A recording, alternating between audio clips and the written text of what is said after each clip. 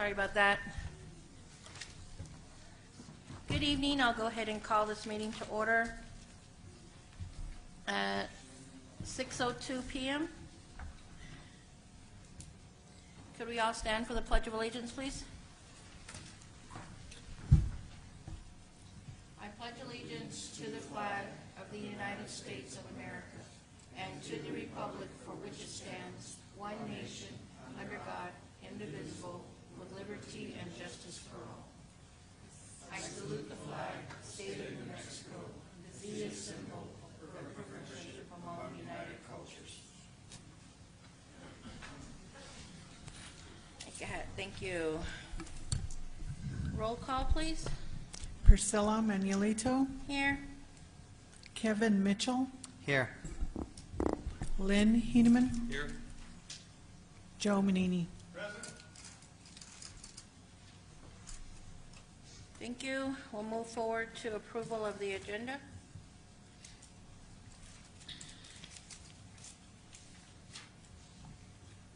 Madam President, there was on 8D, 8, hold on, 8C2, we had a paperclip malfunction, and there should have been a third name on there, Anthony Steele, S-T-I-E-L, going to the same conference, so Regualr Gonzalez, Sharon Torres, and Anthony Steele. That's the Director of Special Ed, the Assistant for Project Search, Instructional Assistant, and the Teacher for Project Search. So, our mistake, and I'd like to have his name on there. Anthony Steele. Yeah. Board members, can you please add Anthony Steele? There was also, do you want to tell them about who's paying for that, sir? And then it says it's being paid under entitlement IDAB. That's only for meals not included in the conference. Registration, airfare, yes, Peter. Registration, conference, airfare, everything else is being paid for by the UNM Center for Development and Disability. With that, board members, do I have a motion? Motion. Thank you, Mr. Manini. Roll call. Mr. Heineman. Yes. Mr. Mitchell. Yes. Miss Manuelito. Yes. Public comment.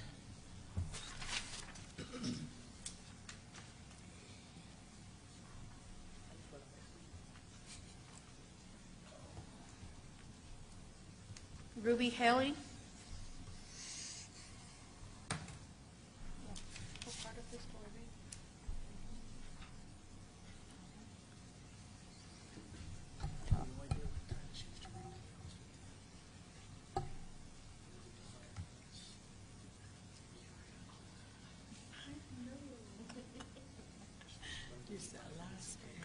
Yate she yaha Ruby Haley and Shia.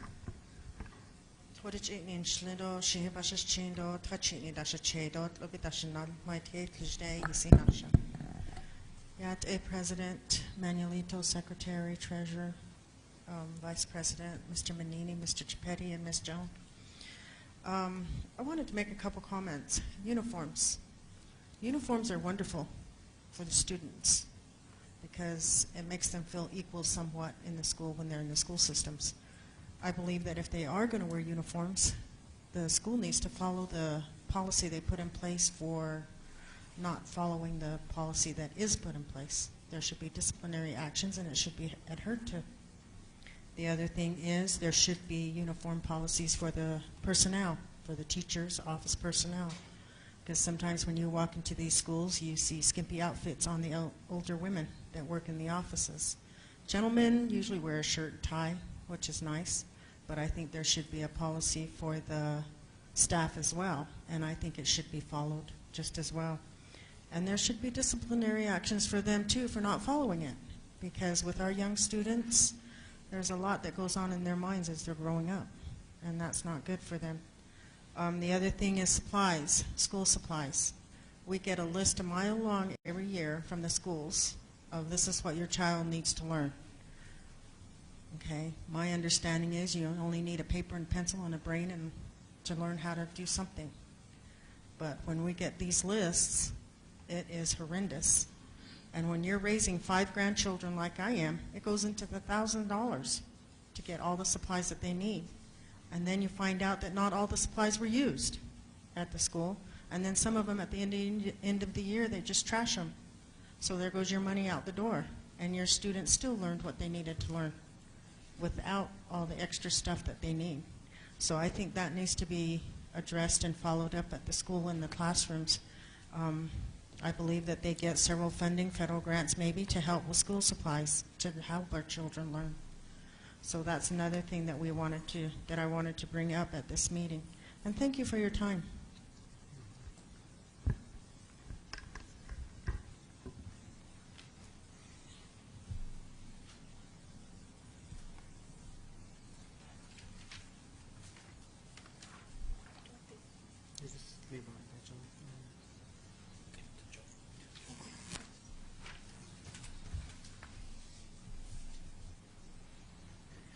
Thank you. Number 3, we have approval of minutes. Approval of the agenda. Oh, what? We already approved the agenda. Okay. Oh, okay. Approval of minutes. Under A, we have June 2nd, 2016 meeting minutes.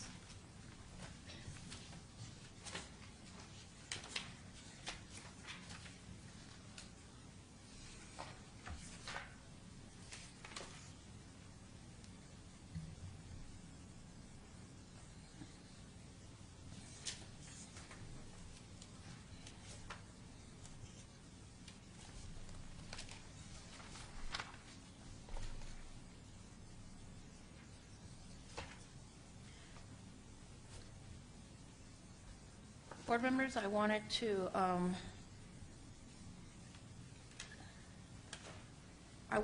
ask, let me look at my notes here, I'm sorry.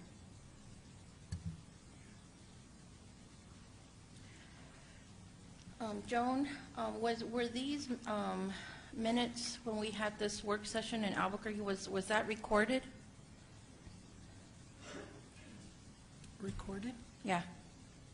It was recorded, but I remember I misplaced my recorder and we're trying to find it. The next meeting, then we used Kyle's recorder. Okay. I don't know if I can, I really would like my comments at the end of the meeting to be put in the minutes, and then also Titus's comments. I don't know if that could be done. I don't know if we could re-summarize that for you, that it could be added. But I would really like to have my comments be put into the minutes.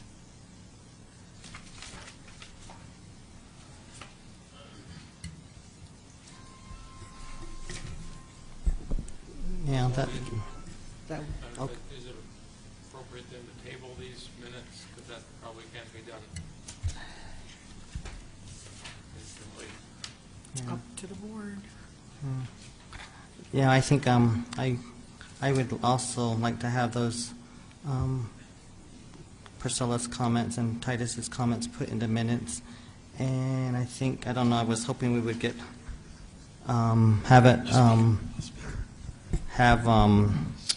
well, actually Manini's too, verbatim as well. But I don't know if you'll find your recorder or not.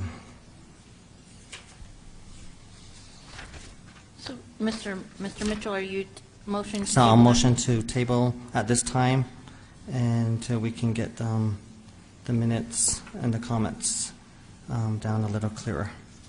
June 2nd? And that's Yes. for the June 2nd special meeting.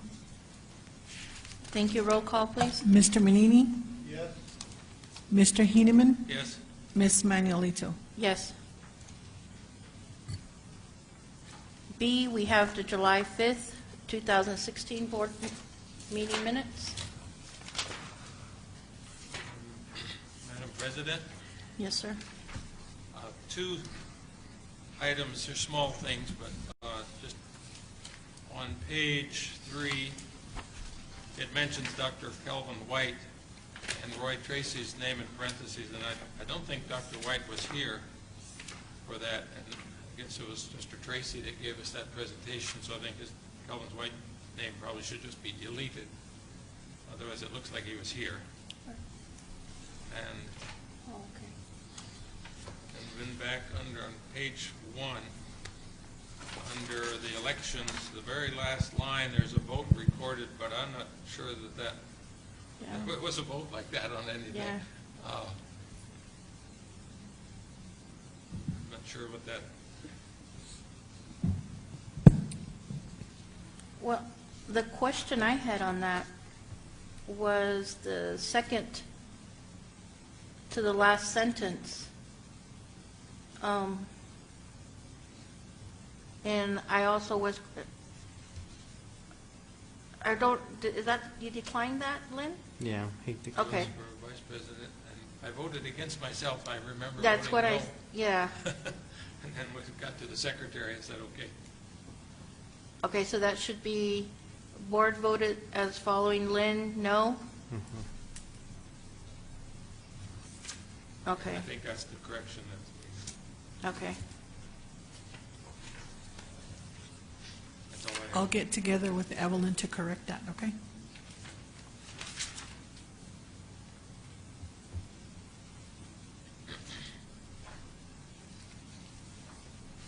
And, Mr. Tripetti? Yes, ma'am. I know that I had a couple of, I'm trying to look back at my board meetings and notes on some things, and I just hate it. I hate these things to kind of run away from us again. But I know, like on the June 2nd meeting, it says board members requested for presentation and report from Teach for America. And I don't, and I'm just kind of putting those kind of things on the list for us to continue to bring back to the board. And then also on the July 5th meeting, it has also invite Titus Nez, former board member, for recognition at the next board meeting. Again, we need to put that on a future agenda. And then I think on that, when we were talking, on the solar energy section, I also wanted a report on the number of schools that are green schools. I know, I think you mentioned 3 of them, but I don't know if that's the only 3 we have in our district. That was.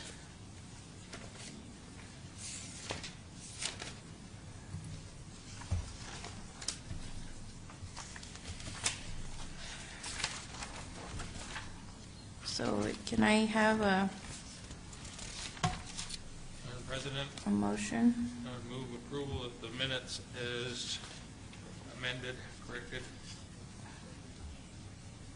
Thank you, sir. Roll call, please. Mr. Manini? Yes. Mr. Mitchell? Yes. Ms. Manuelito? Yes. We're now on 4, approval of consent agenda items, C6, CE, 8C, 8E, 8F. Madam President, Yes, sir. I move approval of the consent items, the agenda. Roll Roll call. Mr. Manini? Yes. Mr. Mitchell? Yes. Ms. Manuelito? Yes. 5, study circle, A, reports, 1, superintendent's report. Go ahead, sir. It's Terry. Terry, do we have any recognition this evening? Thank you.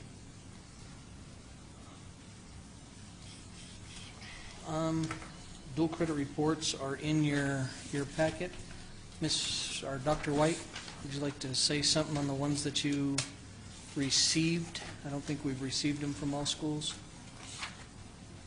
at this point.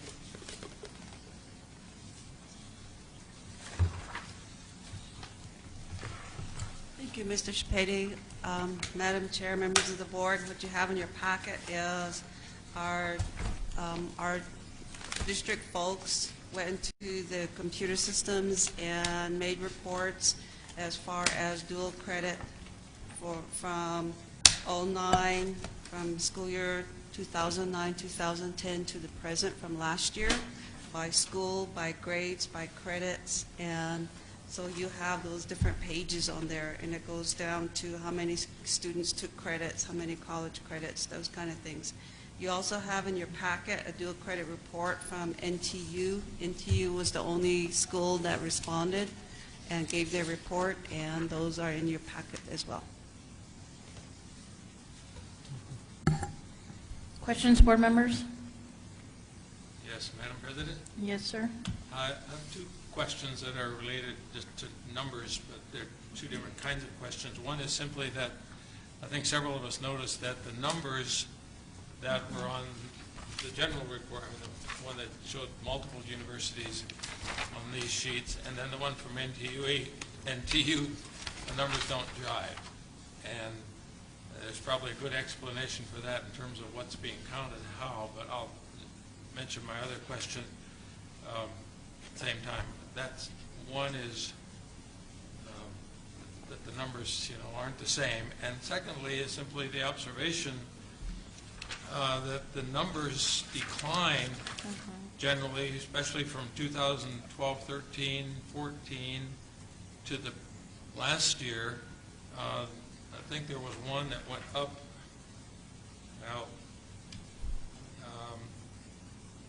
Well, there's some that go up and down, and depending on which years you compare.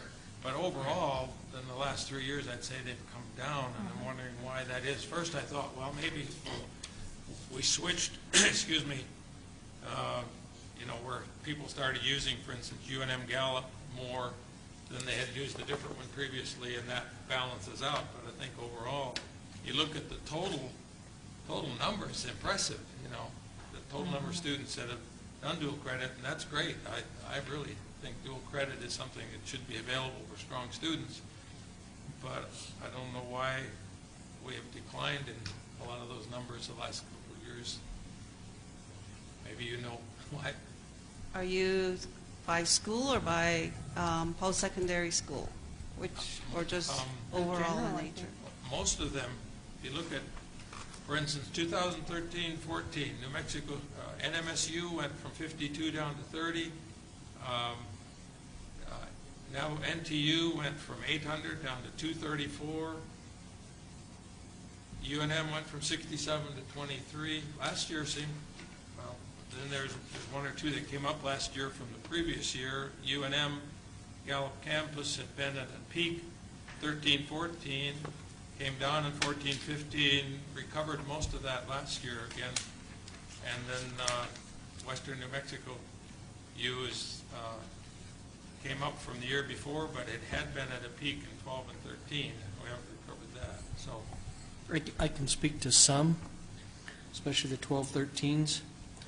Miyamura in 12-13, and that 161 is way under numbered. 12-13, I was the principal at Miyamura High School. Every senior took courses through Western New Mexico University, 2 semesters worth, so that should be a lot higher. I don't know where they're getting their figures. I then left, and Mr. Overheim then switched more to looking at UNM and San Juan, and San Juan hasn't reported, I believe. Also in 12-13, George Bickert was the principal at Crown Point High School. If you notice, there was a large number, 485 in 12-13, 276 in 13-14. He was working with the administration at NTU to actually start a program certificate like an early college high school. They had some great things going when Mr. Bickert was there in 12-13.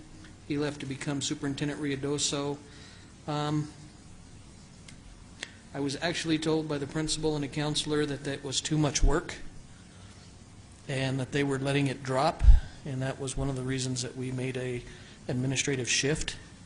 And I'm happy to say that NTU administration has come back to us to start talking about those program certificates again. So is UNM and so is Western. So As they've been talking to us this year, I'm seeing more of an interest and a drive, and we're hopefully going to get those numbers back up to that 12, 13 year, which seemed to be the peak for a lot of the schools. If I may do one follow-up. I guess part of the question in my mind is, how do we get it back up? Is it primarily the principals that are responsible? Is it the counselors who needs to spearhead that? Is there somebody that's kind of district-wide, the person to spearhead that? Do we leave it to the counselors, to the principals? What can we do to? It's Because primarily I think it is important to. Mr. Henneman, it's primarily the counselors and the principals working together with the students. They need to put that in their next step plans, that they're going to be doing dual credit classes, so that it aligns with what their goals, their ultimate goals will be. And also, it also depends on the teacher. You have a teacher there who is qualified to teach college courses, and when he or she leaves and there's no replacement that has that type of credentials, then you lose that class. And I'd also like to report that Dr. White and I are taking a bigger role, meeting with the universities, looking at these certificate programs. We have met with NTU. We have met with, I've met with UNM, and we have another meeting coming up. So we're taking a more active interest here to make it more uniform and, again, more aligned towards what we're seeing in the past is haphazard credits for kids, and we want to see it more aligned to a certificate. The haphazard one gets a lot of kids in trouble if they don't get a high enough score and end up on academic probation and possibly losing their bridge or lottery scholarship, where if it's more focused, we have a better attainable success rate with the kids. And then it's aligned, so haphazard doesn't always save parents money in the future when the kids get to college, but an aligned program does.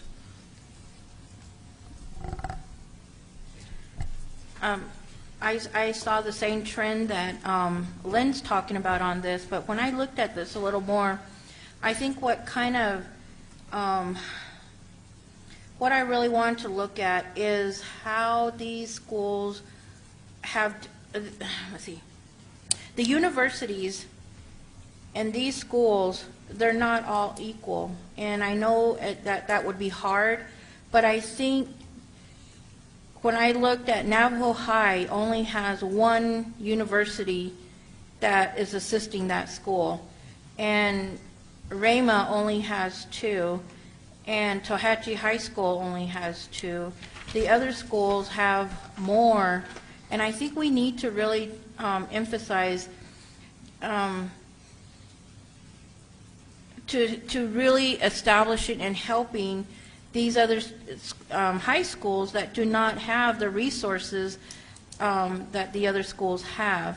So Navajo High, Crown Point, Saigai, Rama, and Tohatchi don't have that many universities assisting them for our children's dual credit. There's more in the other schools, and I think I would really like to see that push and that assistance. And I think it even shows in the numbers, like even with Navajo High,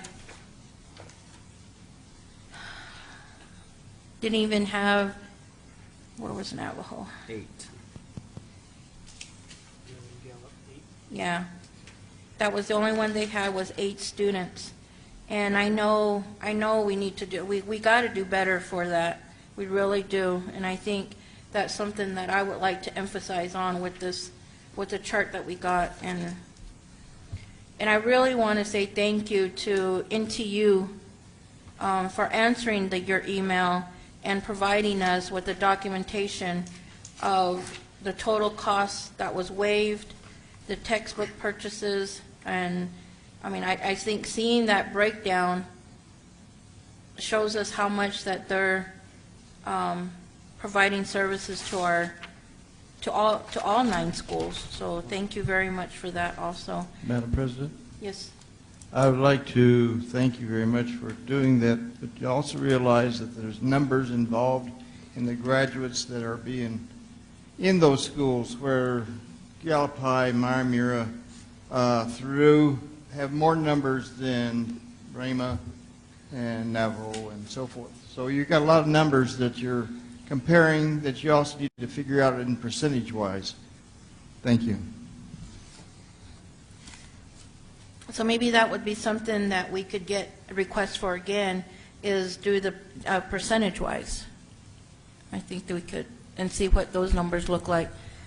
And I know, I think NTU has a presentation also.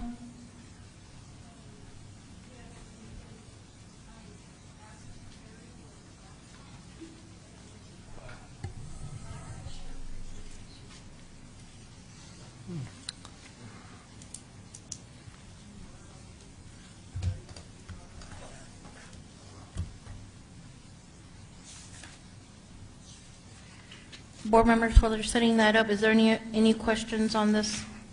Any additional questions? Madam President, Yes, sir. I think we should have a follow-up report to see how it's going in terms of enrollment. I don't know if there's any difference between first semester and second semester normally, or not, but let's track it and keep track of it, not forget it, and hopefully we'll see some building up again. So we can see when it's appropriate to get numbers, maybe for first semester and then again for second. Would that be possible, Pauletta? To get numbers from dual credit from the first semester and then second semester? And maybe we can extend a second invitation to the other universities for their report as what NTU did? Thank you. Mrs. Joe? Okay.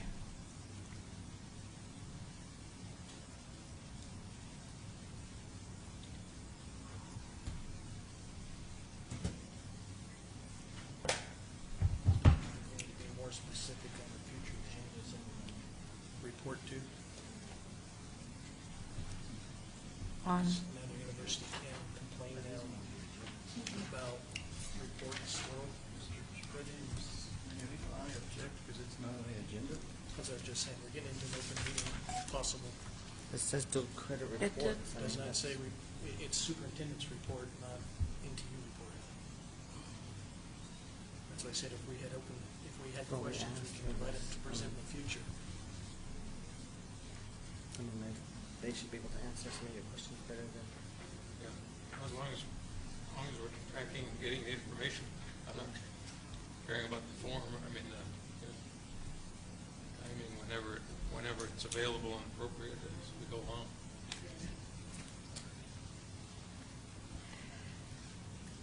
But with that, you know, is you're going to have a sense. Maybe certain universities are more cooperative and responsive, and that's part of the picture in the report too. We didn't ask any other universities to be here. Good evening, board members and community members, parents. My name is Frida Joe, and I'm with Navajo Technical University. I'm the coordinator for the dual credit program. And I guess I should introduce myself in Navajo. I'm Ashiyi. I'm born for the, sorry, lost. My paternal clan is Twitijini, and then my Chays are Tobashna-Ush, and my Nellis are Kia'ani, and I'm from Standing Rock. And I'm here tonight with my boss, Dr. Kazmer Agbaraji, and he's our Dean of Undergraduate Studies. Okay. Terry's going to go ahead and advance the slides as I speak. We operate the dual credit program under the New Mexico statewide master agreement. And this is actually a unique process that the state of New Mexico has, because we also do dual credit in Arizona. And the state of Arizona doesn't have a dual credit program the way the state of New Mexico has it set up. So it's a lot easier in New Mexico for us to deliver this program than it is for us in Arizona. Okay, go ahead. And the state of New Mexico defines the dual credit program as a program that allows high school students to enroll in college-level courses that's offered by a post-secondary institution. And the courses may be academic or career technical, but it excludes remedial or developmental courses or physical education. And when students are enrolled in high school courses that have been identified as dual credit courses, they can earn both high school credit and post-secondary credit. It can either be towards a degree or a certificate as well. Okay. For example, if a high school was to offer a public speaking class, and that's identified using New Mexico STARS course code as 1081, we can also offer that course as dual credit for those students who complete the enrollment application. And they can earn credits in public speaking and earn 3 credit hours. They can also take trades classes like welding. We've offered welding at Rama High, I believe at Thoreau and at Crown Point. And that course, according to the high school STARS catalog, is identified as Welding 1, and then we offer it as Welding 101, which is called Fundamentals of Welding, and that's a 3 credit hour class. Okay. The purpose for the dual credit program, I really like the dual credit program, and I wish I had it when I was in college, but this is how the state defines its purpose: to increase the educational options and opportunities for high school students, and it also increases the overall quality of instruction at the schools. It may also encourage more students to consider academic or career technical higher education, especially when students come from underrepresented groups, for instance, like our Navajo children.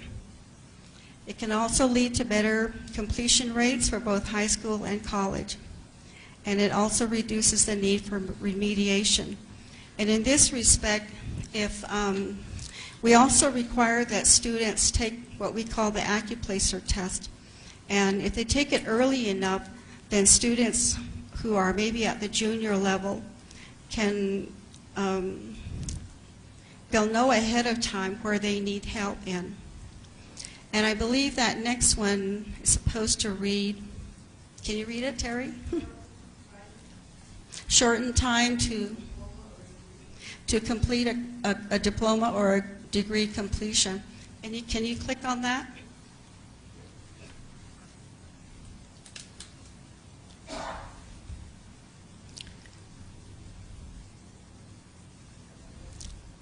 Oh no, just click on the highlight.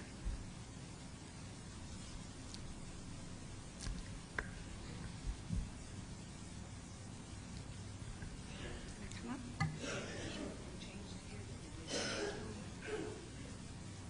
Oh, here we go. Okay. Oh, it didn't come up. All right. Okay, what was supposed to come up was a picture of one of our high school students who graduated last year from Crown Point High School, and she applied to the University of Utah. And she submitted her transcripts to the University of Utah, the classes that she took as dual credit. And those classes were anatomy and physiology, Navajo government, and I believe she took chemistry and physics. And she came into my office and she showed me this letter that showed that the University of Utah had actually accepted 15 credit hours. And with those classes, she completed basically a semester, and with a 4.0 GPA. And so that saved her and her parents a little over $4,000 for in-state tuition. So she was really happy about that. And in that way, you know, it can help a lot of our students get a jump start on their college education. The next one is, it also reduces the cost of higher education. For instance, this young lady saved a little over $4,000 in tuition. And then it also reinforces the concept of lifelong learning. And the eligible courses for dual credit are, well, it says courses must meet the rigor for post-secondary institution credit. And basically what that means is when we deliver a dual credit course, the teachers at that high school have to meet the qualification requirements. For instance, for most classes that are general ed courses like math, science, or English, the instructor for that course has to have at least a master's degree in that discipline. And if we have a welding instructor, that individual should have at least a minimum of a license in that field. Again, ineligible courses are remedial, development, or PE courses. And they also have to meet the PED's standards and benchmarks. Dual credit courses can also be offered long distance, online, hybrid, correspondence, or a cyber academy. Placement testing. I mentioned placement testing. NTU requires that placement testing be conducted for students that are enrolling in general ed courses. And the courses are delivered based on how students test in these areas. We had a bit of a problem at Navajo Pine because they wanted us to do a calculus or a pre-calculus class. But when we tested the students there, they didn't test at that level, so that not only hurt the students, but it also hurt us by not being able to enroll them. The cost for placement testing is usually around $25 per student, but NTU waives those fees. In addition to that, this past summer, NTU offered or waived the tuition for students that tested into remedial classes like math and English. And we had quite a few students that responded to that. Okay. Teachers, again, they need to submit the NTU application, and we review them to see if they meet the qualification requirements for those courses that they want to teach. Teachers are not compensated by NTU, and that's primarily because they are doing the classes during their regular school hours. Teachers are responsible for submitting the pre-assessment reports that are at the beginning of the semester. They do the midterm grades and final grades, and then they do, at the end of the semester, submit a post-assessment report. And this is one of the mechanisms that we have in place to monitor and ensure that the courses are meeting our standards. The students, they complete the NTU application form. They use our process. Basically, we ask them to submit their CIB, their high school transcripts, and if they're under 18 years of age, they need to have their parent's signature. And students also are made aware that they're going to be treated as high school students and accept the same responsibilities as a college student.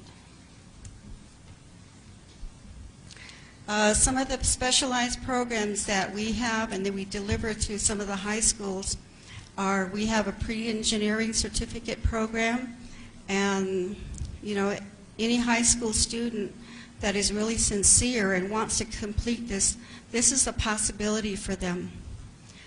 We have the Pathways to STEM Careers project, which is a grant fund by the National Science Foundation.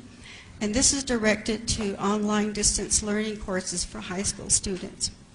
We're also looking at establishing a partnership with Intel in coding.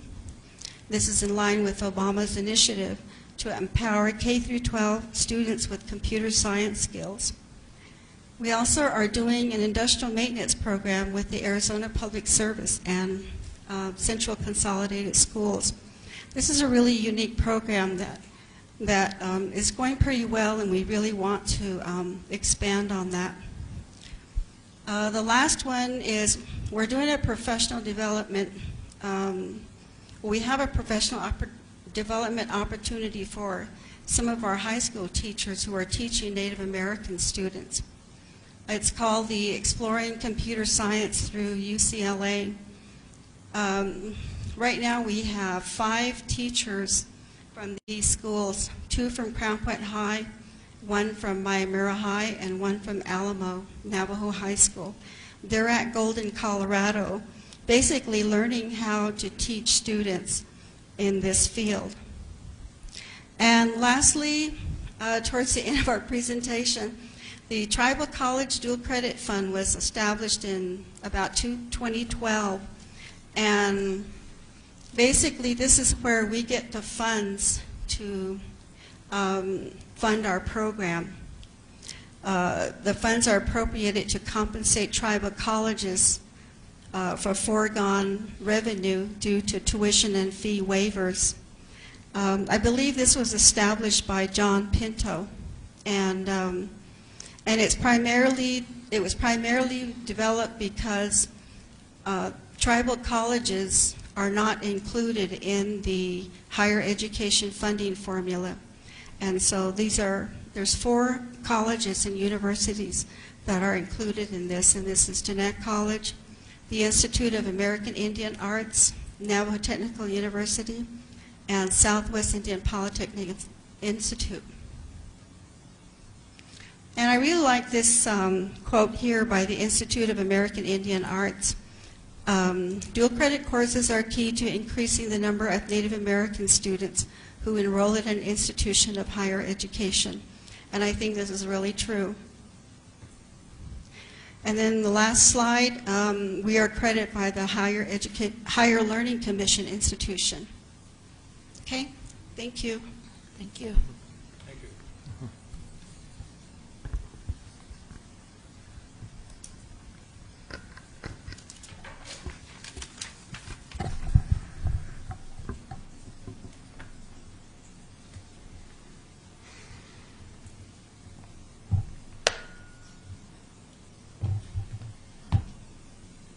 Madam President, Yes, Lynn? generates another question, mainly for Mr. Chiappetti or Dr. White. Do we have any sense of teachers' response to both the opportunity to do dual credit instruction and what may be seen as extra load when they do it? Because if it's like more differentiated instruction, it could be seen as something that's teachers really want to do, or they may be resistant if there's no incentive to add that. The other colleges do provide incentives. They do a stipend.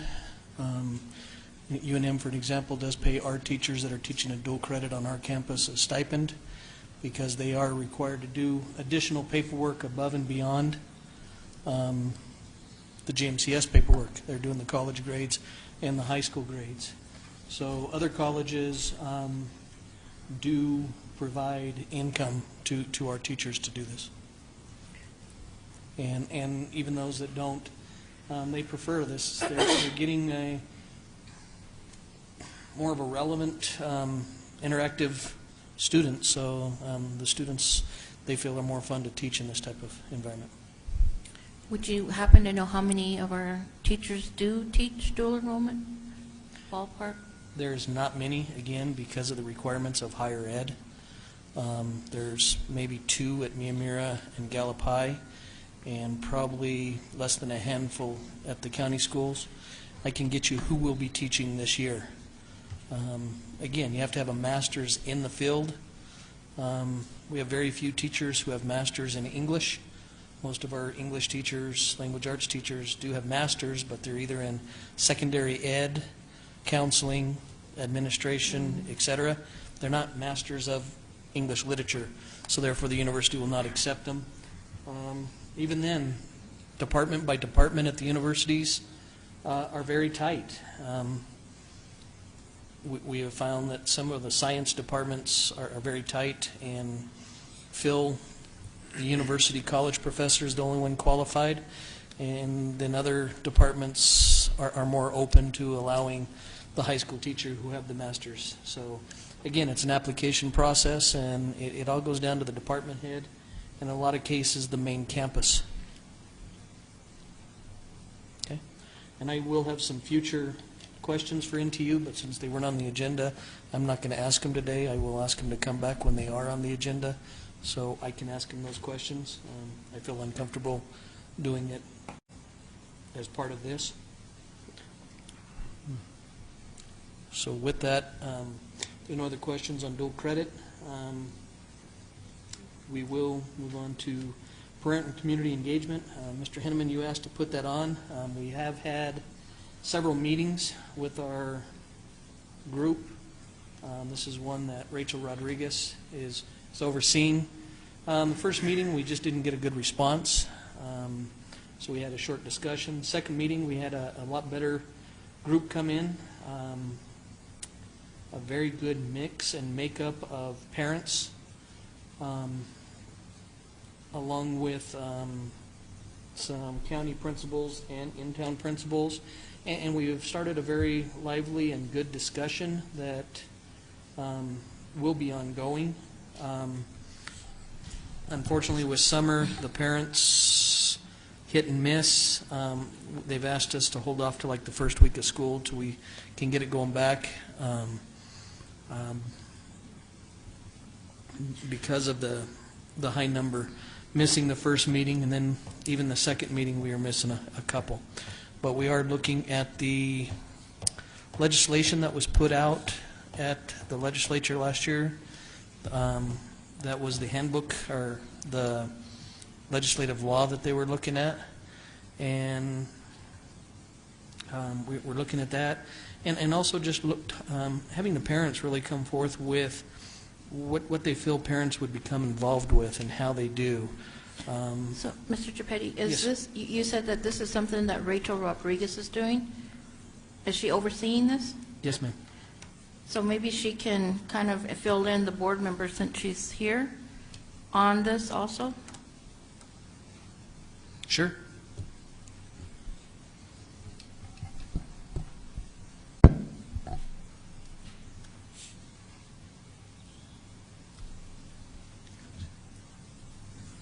Good evening, Board, Madam President, Mr. Chipetti, audience. My name is Regualr Rodriguez, and I am overseeing the Parent Involvement Committee for the whole district. As Mr. Chipetti said, we had an initial meeting, and I'm sorry I don't have the dates in front of me. We sent out letters, texts, and phone calls to 15 to 20 parents and community members at all the different locations. And unfortunately, Mr. Bonini and Ms. Taya at Kennedy Mid and myself and Mr. Chipetti were the only 4 that showed up.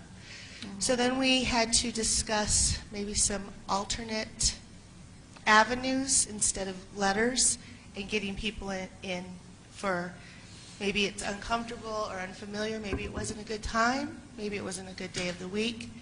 So then Mr. Chipetti started having kind of parent involvement meetings at the school sites. That seems to prove to be a more friendly, welcoming atmosphere. And the last one that he had at Miami High had quite a few people, public, parents, community members. So I think that's the discussion that we're going to have, is holding those meetings at school sites from now on instead of having people come in here, you know, have them at different school sites, and then they feel more comfortable and more welcome. So how are these being passed on to the parents of the meetings at the school site? How are they advertised? How are you? We don't have a plan yet on that. Okay. So we have to put a plan in place to advertise them, to welcome them. One of the things that we talked about is setting goals and objectives for this committee. And one of the things we wanted to see is how do we get more two-way communication instead of the schools just sending out memos and posting on the website and radio announcements. Like, we're always giving out information, but how can we truly get back information from parents? And Mr. Chipetti says that parent-teacher conferences aren't the way to do it. He really feels, if I can speak for you. You can speak to him. We're asked to. He has told me that that's not the ideal venue because it's just one way. It's us giving information. We really need to start getting input back. I know the business office did a survey on our budgets and our business, and that had a huge response. We also did a survey of teachers on curriculum, and we had a good response there.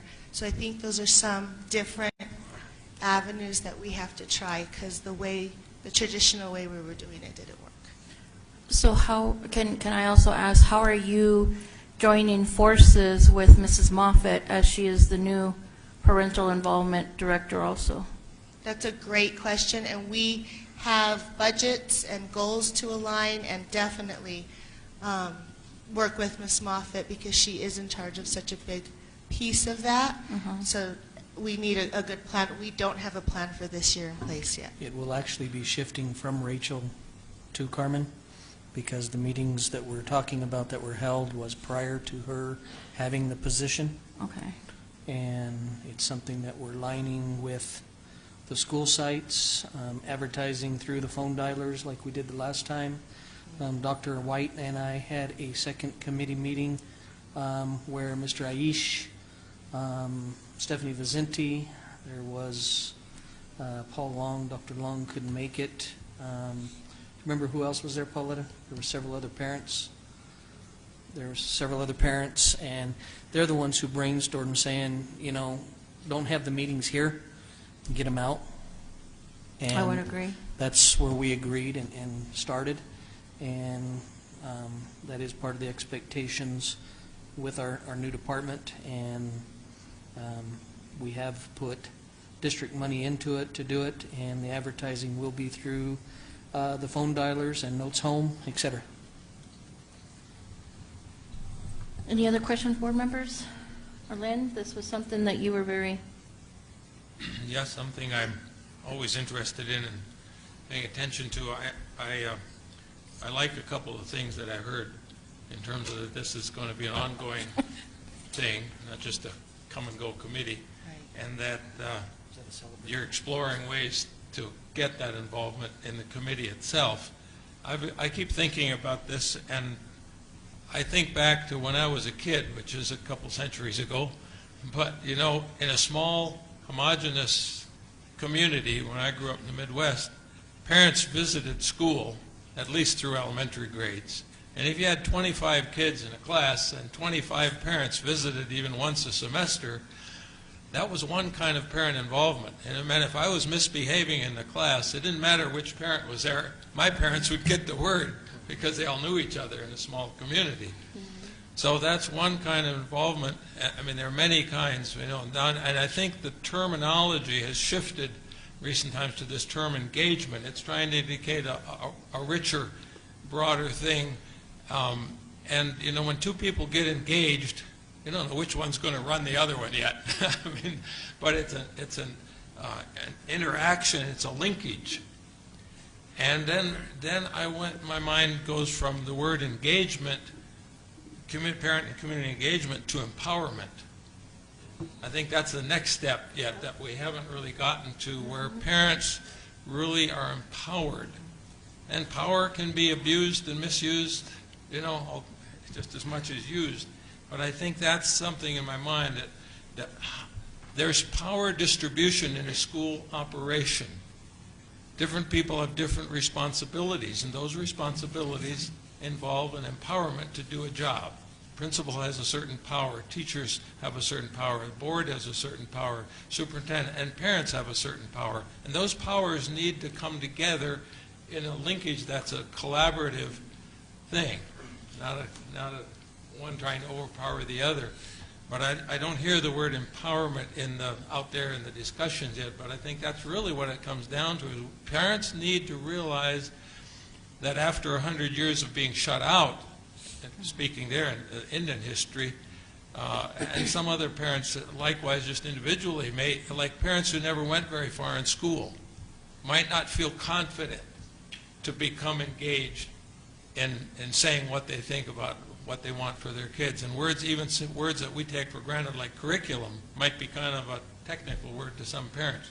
So I say that as just to continue to express my interest, and there are these spheres, and if we can get, like you say, the two-way communication, and so parents feel that because kids belong to the parents. They don't belong to the school, fundamentally to me. And if parents can continue to be reassured and assert themselves and still do that then in a collaborative fashion with the professionals who know things too, and know specialized things, then I think we'll make some progress. And if we can see a plan forthcoming of how we're going to try to get those things activated, that's what I'm looking for. And Mr. Huneman, thank you for bringing that up, because we have actually, in the operational budget, have a parent involvement fund now, and we have begun those discussions on maybe more training for parents on Common Core standards and other ways. And the plan to me is both site level and district level. Right. Well, so far in our discussions, it's really been at the site level, at the school level. We've brainstormed lots of different ways from paying for background checks for parents, but we can't do that. So offering stipends for them to come in and read, so that we're helping those community, those parents, as well as helping the schools. So we're right now in the brainstorming phase, but I welcome, you sent me the policy for the legislature that got tabled, and I made copies of it so that we could start some of those definitions on parent involvement, engagement, empowerment. You know, those words are powerful, so we are definitely in the brainstorming session, but we do have money. And with Ms. Moffitt, we have additional funds for parent involvement. So if we align, then we can really be powerful and empower everybody. Yeah. You know, I would just like to say, you know, I think that, you know, sounds like you guys are really trying to get this off the ground, but I really feel that it's very important that you actually have a plan before you even try to go out there and do anything. Without it, you're going to be there, sitting there, like you said, just the four of you, and nobody showing up, nobody coming. You know, the plan, you know, you really need that plan. Plan A, plan B. And to me, that's the only way that, you know, we're going to get this really going. I mean, we can't just jump in there with no plan and not knowing what's going on. I don't know, Ms. Moffitt, if you have anything that you might be that you might have, or any ideas that you are going to start with your parent involvement, engagement. Thank you.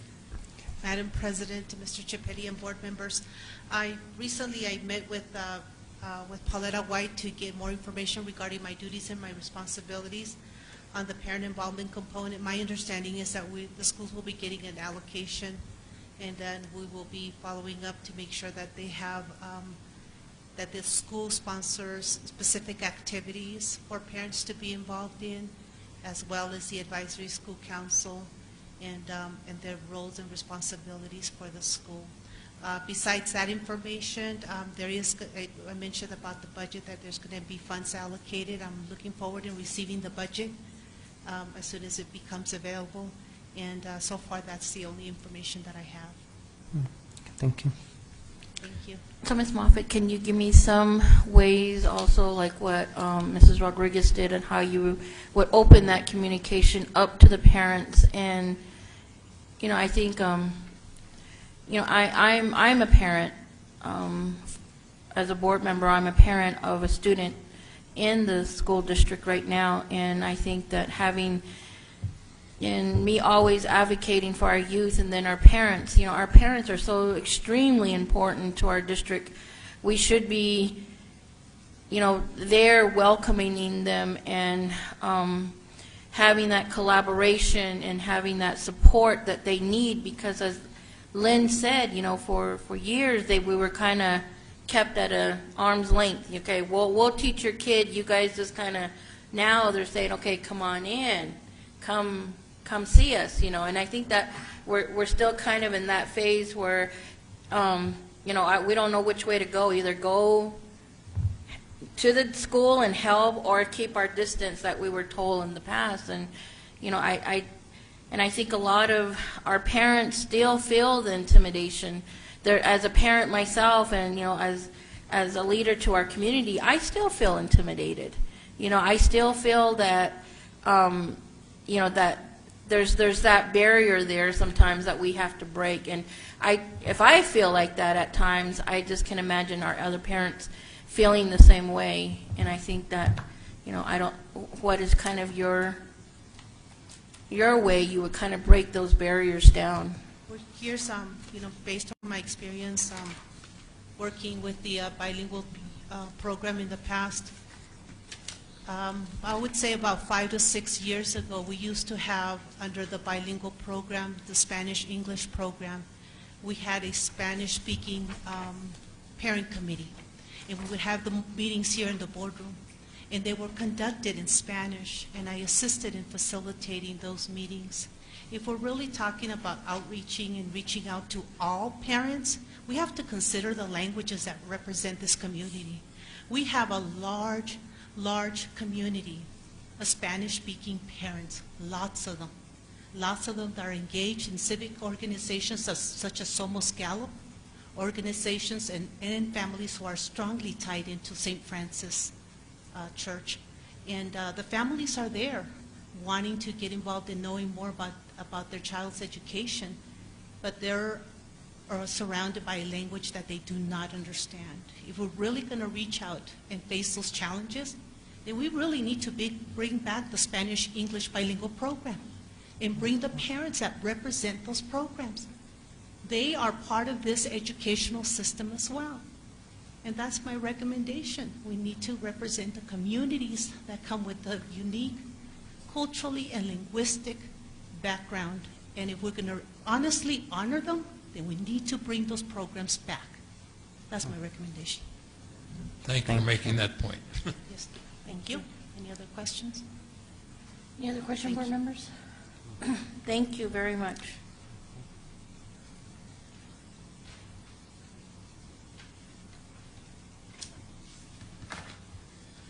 To continue on that, we are having a program managers meeting on Wednesday where we will be looking at writing 90-day plans for these.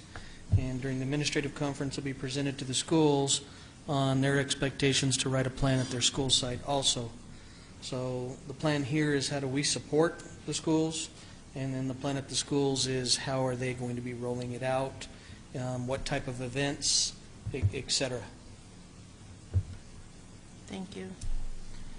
School dress code, Mr. Henneman, I'll turn that to you. You asked for discussion on it, and I honestly don't know where we're going, so I'll let you jump. All right. I'm probably in a minority on this item often, but here's what I wanted to know. One is just what the board members' views are on certain aspects of the dress code. Let me back up a step. I'm not talking about dress code rules that say you can't have profanity on your T-shirt or some of those restrictions that are meant to teach some degree of respectful expression through dress toward other people, that are meant to teach a sort of degree of propriety and modesty and so on. I'm talking about the question of when we require certain kinds of what I call I don't know how else to say it, folks, middle-class white dress.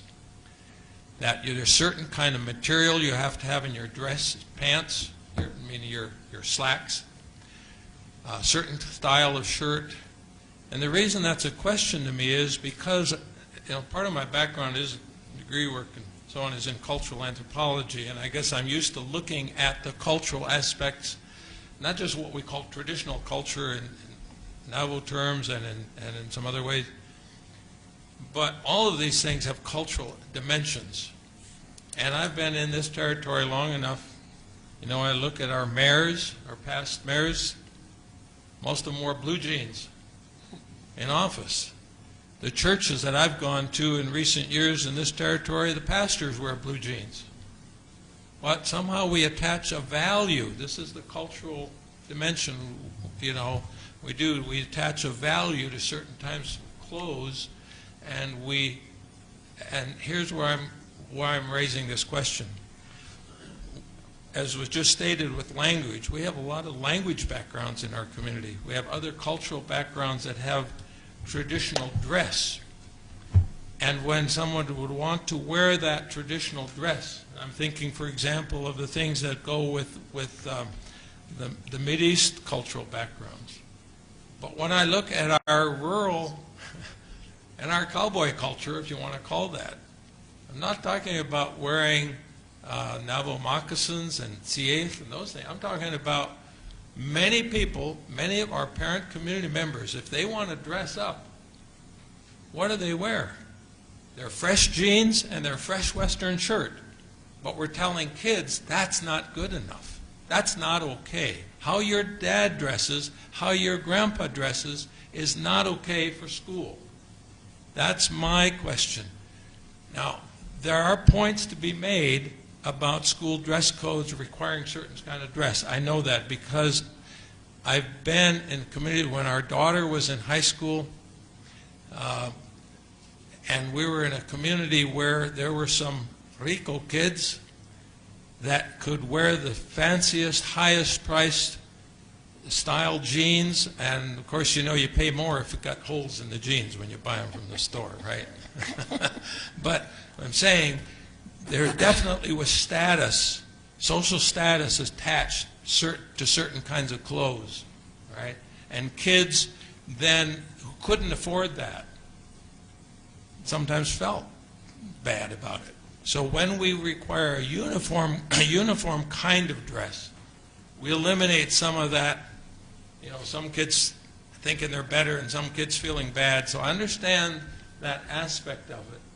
But I also have this other side of me that I just expressed that says the way our own parent community dresses is sometimes not seemingly accepted for school dress. And so I just, I suspect we each have our own opinion about that as board members and as parents and community members, but I've never heard it discussed. And I know that the students themselves have differing views on that at both the middle school and high school levels, even here in town, because I have some neighbor boys who talk to me about that in middle school and then high school, and they've told me about some of that from their standpoint. So I just thought I'd bring it up and see how we see it.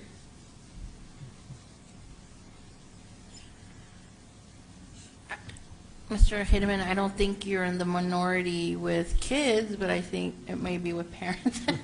I think kids would really support you on your comment that you just brought up, and I think some parents would too. I think the question that, or the problem and the issue I always had with dress code myself is the complaints that I get where I work of students getting written up over and over where it leads to expulsion or, you know, something to that effect, and people don't understand it, administrators or adults at the school don't understand that, you know, our kids can get to the laundromat once a month, twice a month, and I mean, that's, if they change their shirt, you know, they have to have like 15 polos or slacks to make it through that month. And I think that's where I hear a lot of kids they're great students. Academically, they're wonderful. But where they're getting in trouble or written up is because they don't have polos on with their slacks. And I think that's what bothers me about the dress code. You know, we kind of discussed this also in our Indian Education Committee years back, and I kind of see both sides of it.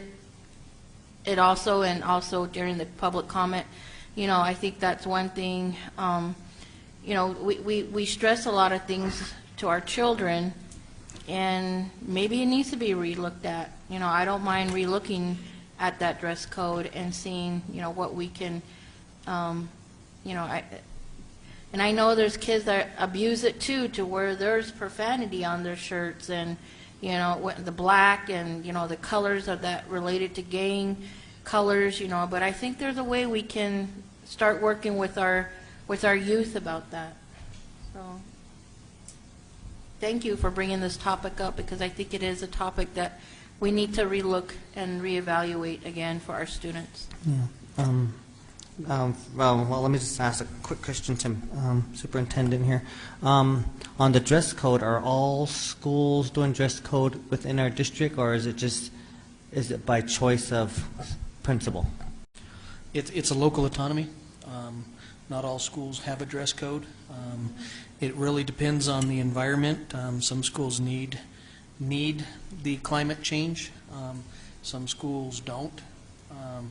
Some schools have a higher gang population than other schools and see a need for it. I will say I was the first school who brought in a dress code in the district. Karen White supported me when I went way above and beyond at Gallup Junior High, because it was an extremely, when I took over, gang-ridden. You had a lot of reds, blues, heavy goth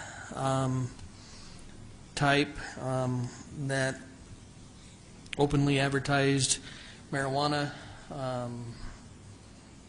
drugs, alcohol, fights, you name it. We went to a very strict dress code. It did help the climate of the school to the point of reducing the fights, drug incidents, and such by close to 80% the next year that we implemented it.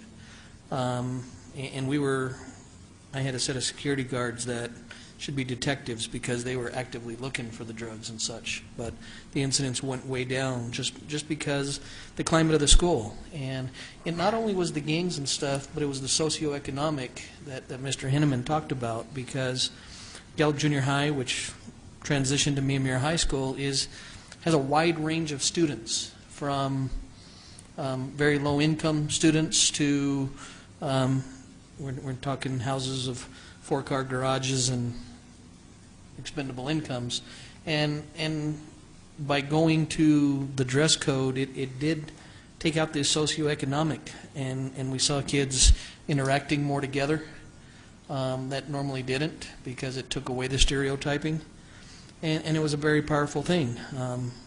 5 years of that dress code, well, actually it was 8 years counting the junior high into Miyamura, and they felt the new principals now felt that they can back off of, and they're now allowing the jeans and such as that, and they are talking to the students. You know, we might have to go stricter if we see you starting to abuse and go that way again. Contrary, last year I was told Gallup High scrapped theirs just because it was too hard to follow up on.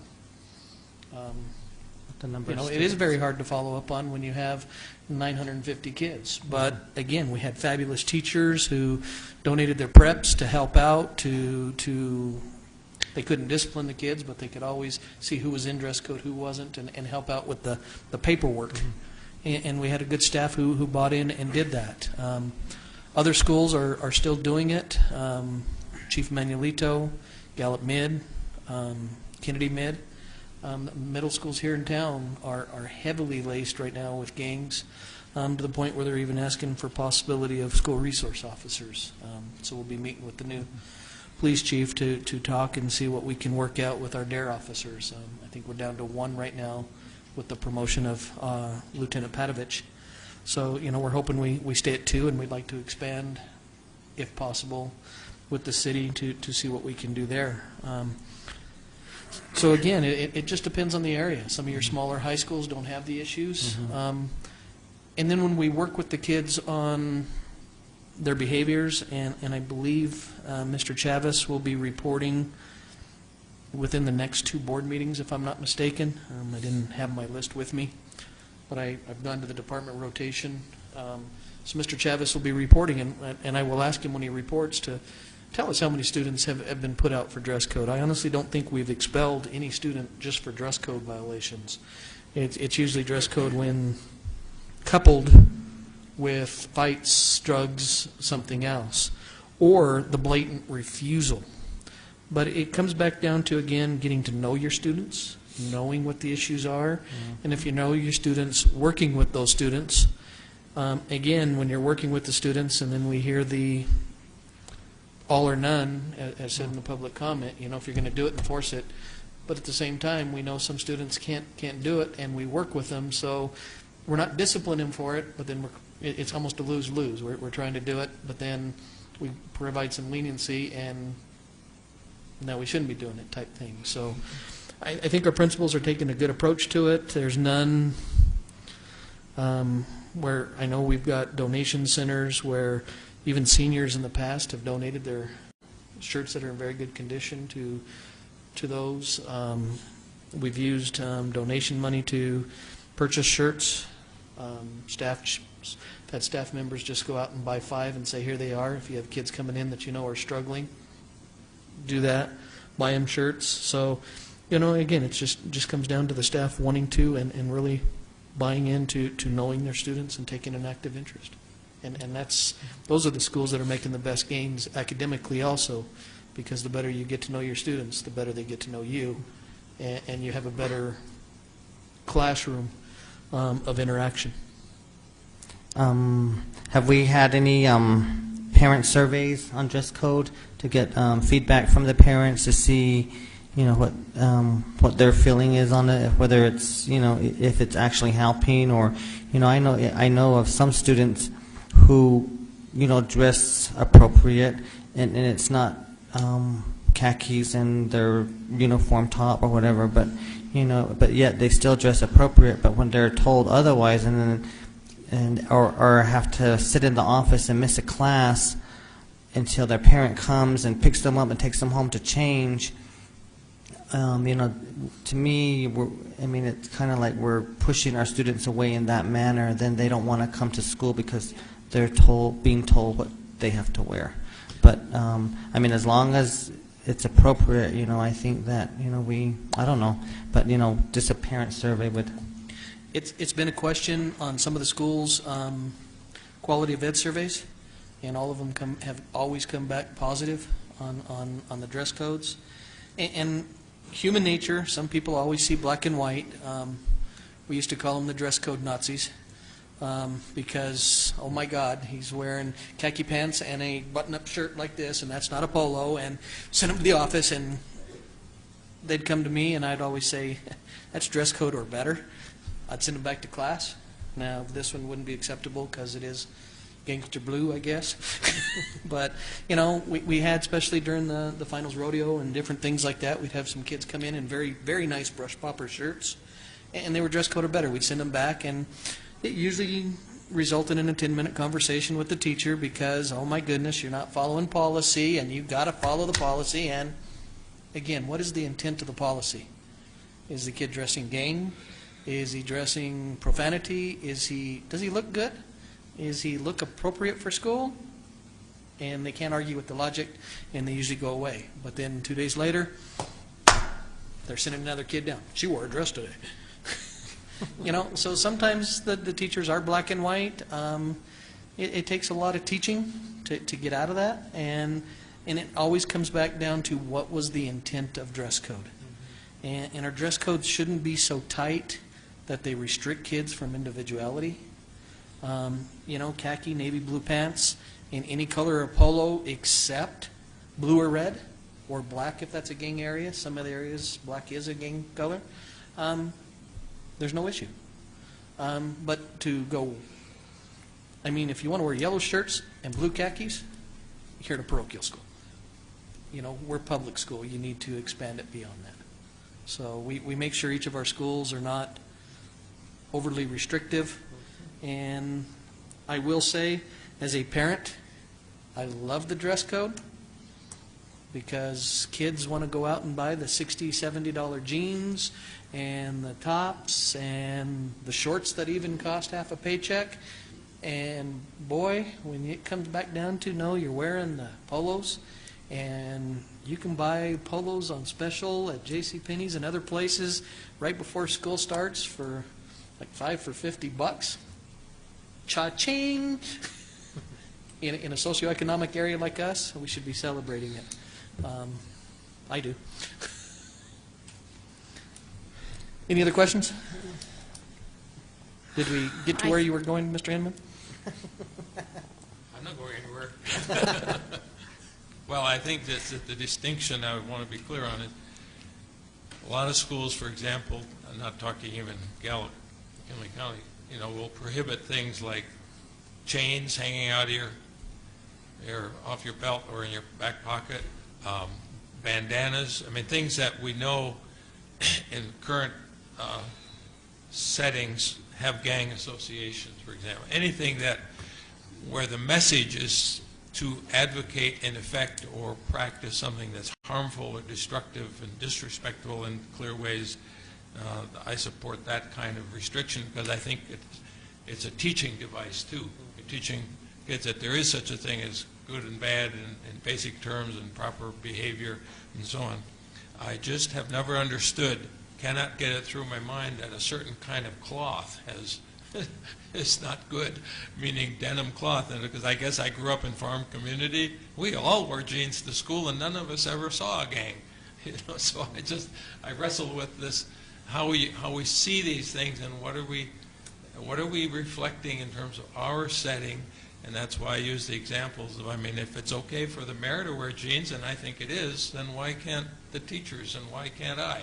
See, I want the maximum amount of freedom as long as it isn't, again, giving kids license to do something that promotes something that's harmful. That's just a philosophical view. And I think where it really bothers a lot of the community members also is when our children want to dress in their traditional attire. And I think that's where they're bound by the dress code and don't have that freedom to dress in traditional attire. And I think that's where, it would be better to have that leniency on that part. Not just, within the Native American culture, but in other cultures. I think we're violating, maybe their rights to wear what they want to wear with their traditional clothing. And I think, I'm glad to hear, Mr.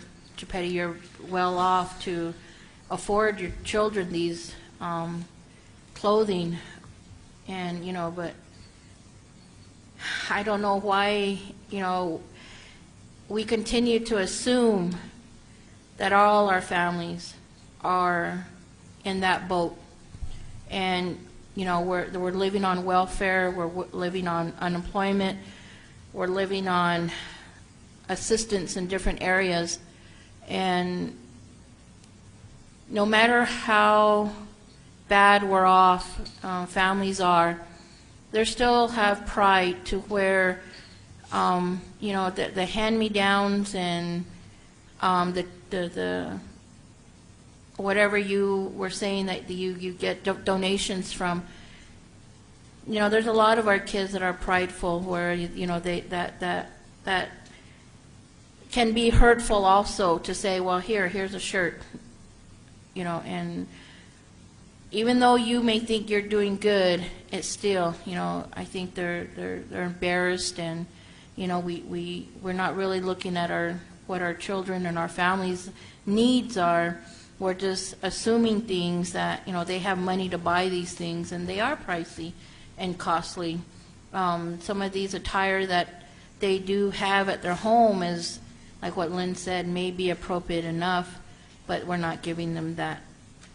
But we're telling them, okay, well, you need to buy new clothes for school that are polos and slacks. So I think I don't want this also to be another dead situation. I think a discussion, if you could have with your principal, Mr. Chipetti, on having them be sensitive and maybe re-looking at their policy with some of the recommendations of the board, and seeing what their thoughts are, or even doing a parent survey, as what Kevin mentioned. Just opening up that communication to our parents, and not just saying, okay, well, the board talked about it, let's just leave it at that. Let's have that continued discussion with our parents. Sure. Thank you. Thank you. Ms. Garcia. This is, actually, we started last meeting with departments, with JOM. Discretionary grants, we felt would be a big one at the beginning of school, since so many grants and they take up quite a bit of funding and for different areas, and be a good area of education. So we've asked Lisa to come in as our first department to do a presentation on the discretionary grants, including Title I.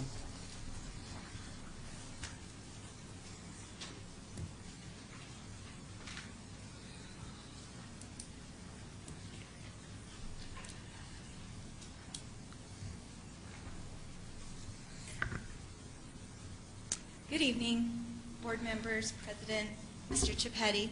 My name is Lisa Garcia, and I am the Director of Title I and Discretionary Grants for the district. And myself and my team currently oversee 15 grants that have been awarded to the district. Excuse me, who's on your team? Who's on my team? Lisa Blanco, she's the coordinator of Title I. Gary Schuster is a program manager. Eileen Hawes is a grant technician, and Jennifer Stanley is the Title I secretary. Thank you. You're welcome. We oversee 15 different grants in the district currently. I've provided a handout outlining some of the goals and objectives of each grant.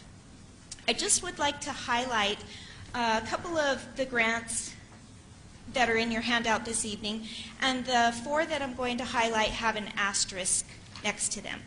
So the very first grant that I'd like to talk about is Title I. This is a very large federal grant that our district receives, and it is meant to supplement core instruction by providing funding directly to school sites. Funds can be used to provide supplemental instructional staff, supplemental supplies and materials in the core subjects, reading, math, science, and social studies. Title I funds are generated by the number of students receiving free or reduced priced lunch based on the 40th, 80th, or 120th day of the previous school year. This is both on the federal level as well as on the local level. Funds cannot be used to provide support to athletics, clubs, or non-core curricular areas. Schools create their own Title I plans to meet their individual school needs as well as their student needs. Each school is given an equal amount that it can be used for parental involvement, and that amount for the 16-17 school year is $1,362. The next grant that I would like to highlight is the McKinney-Vento Homeless Program. I have a question. Yes. Do you want me to ask the questions at the end, or how do you want to do this? Whichever way you'd like. Okay, so in 2015-16, how many schools were on the free and reduced lunch? It's based on students. Okay, how many students were on the? Well, so during the 14-15 school year, that tells us for the 15-16 school year. Okay. I believe it was somewhere around 9,000. I'd have to look back, and I can get that information for you. And it's also dependent upon community eligibility provision, which many of our schools receive, which means that such a large number of students qualify for SNAP or direct certification that every student in the school receives free school breakfast and lunch. Thank you. You're welcome. Any other questions regarding Title I? Do you know the amount that one student, one student is worth a dollar amount? Per pupil amount? Yeah. For the 16-17 school year, it is $404 per student. So Mr. Chipetti, that one time you were telling me that this year, all our schools meet this free and reduced lunch, but that won't count until next year? That's correct. So the Okay. data from this school year, from 16-17, will affect our 17-18 funding. So we Does that should make get sense? more. Yeah. Well, depending on the federal funding, what they give us per, say, unit value, per Correct. value. It's just like the SEG. We okay. get funded Okay. this year based on the average of the 80th and 120th day, but then it depends on how the state sets the unit value. If they set the unit value at the same dollar amount as last year, then we'll get more if we have more students, or if they lower it, we'll never let that happen again, but we would lose. So going to all schools now being community eligible should help us with our Title I funding next year if the federal government keeps funding at the same level. Okay, thank you.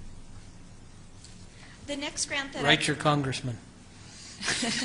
The next grant that I'd like to highlight is the McKinney-Vento Homeless Program.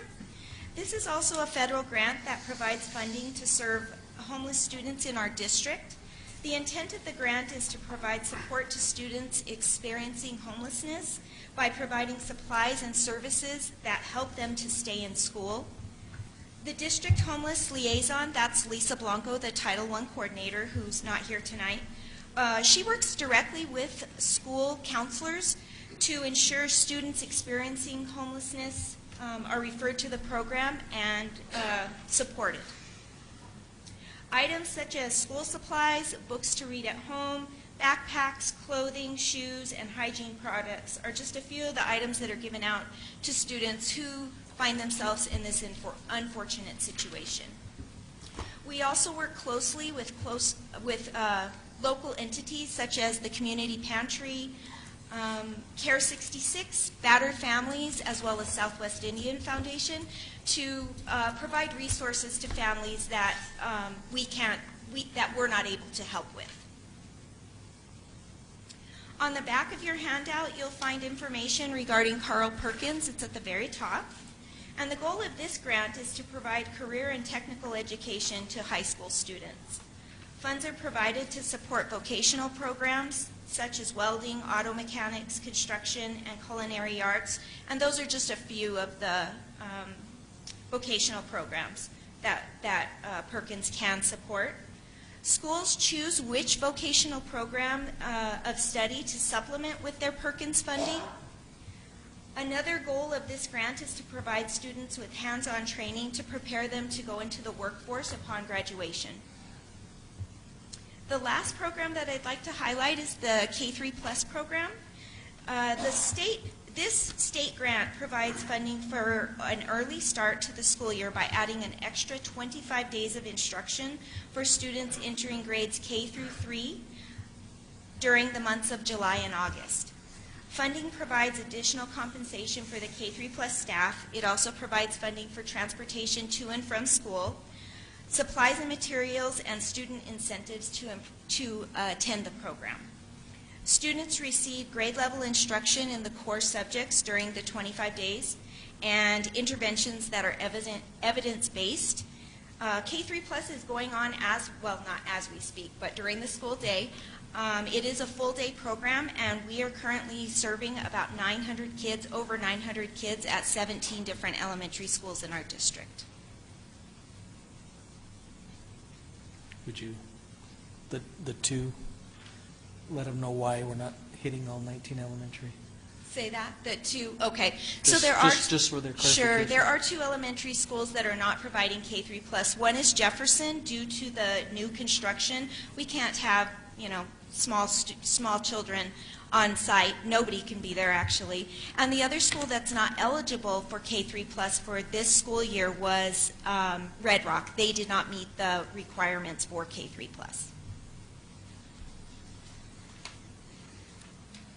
Do you have any questions?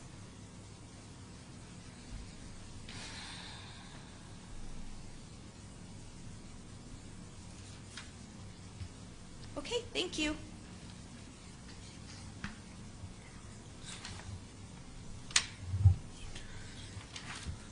Next one, you wanted a discussion item kind of on tribal infrastructure. I don't know if it's called tribal infrastructure funding grant The TIF grant that the PED asked us to join with Cuba, Dulce, Bloomfield, and Farmington. And again, this is only our northern schools in the county. The PED selected Navajo schools, Tohatchee, Crown Point, and Sayagay. So all 3 schools in Crown Point, all 3 in Tohatchee, all 3 in Navajo, and the Sayagay High School. It's really a grant to look at attracting quality teachers and retaining quality teachers to this area.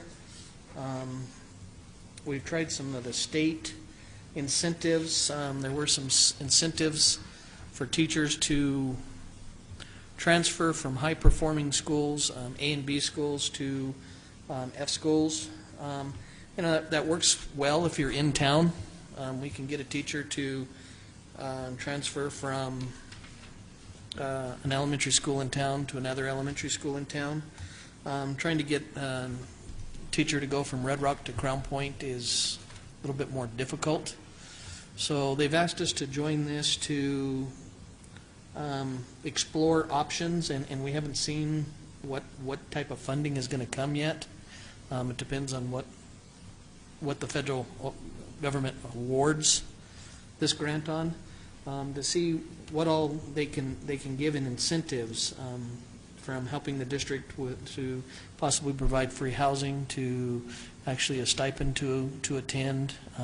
We did ask it to be above and beyond what the state is already offering because it wasn't working. So they're looking at that. And then also to retain. What can they do for incentive type pay to retain those teachers that are out there? I believe it is a 3 to 5 year grant. It's not just a one-time out. It is a reoccurring grant. It is a highly competitive grant. Happy to say the PED is paying for a grant writer to do most of this. They've really contacted us only for the demographics of the school, our focus, number of teachers per school, that type of stuff of what we have, and then the turnover. So we've provided the information. The other big part of that is trying to get some support in the schools, especially in the area of reading. So they had initially put 3 reading coaches in. The reading coaches would be out of the REC, the co-op. Don Delgado overseas, and we've contacted Adon to state we feel three reading coaches would be too minimal for trying to get to, just the area that have to cover at our schools, much less getting to Farmington and Dulce. So they have added in 2 to 3 more potential positions for reading coaches to come out and work directly with our teachers. And that'll be nice because then it'll free up the one reading specialist we have here to work with the other schools instead of trying to work with 34. Or if we just focus on the elementaries, that would take 3 elementaries off the plate that we're trying to reach also. So it's a good incentive. I'm happy the PED selected us. They are concentrating on the Northwest. I did kind of question why Farmington was included.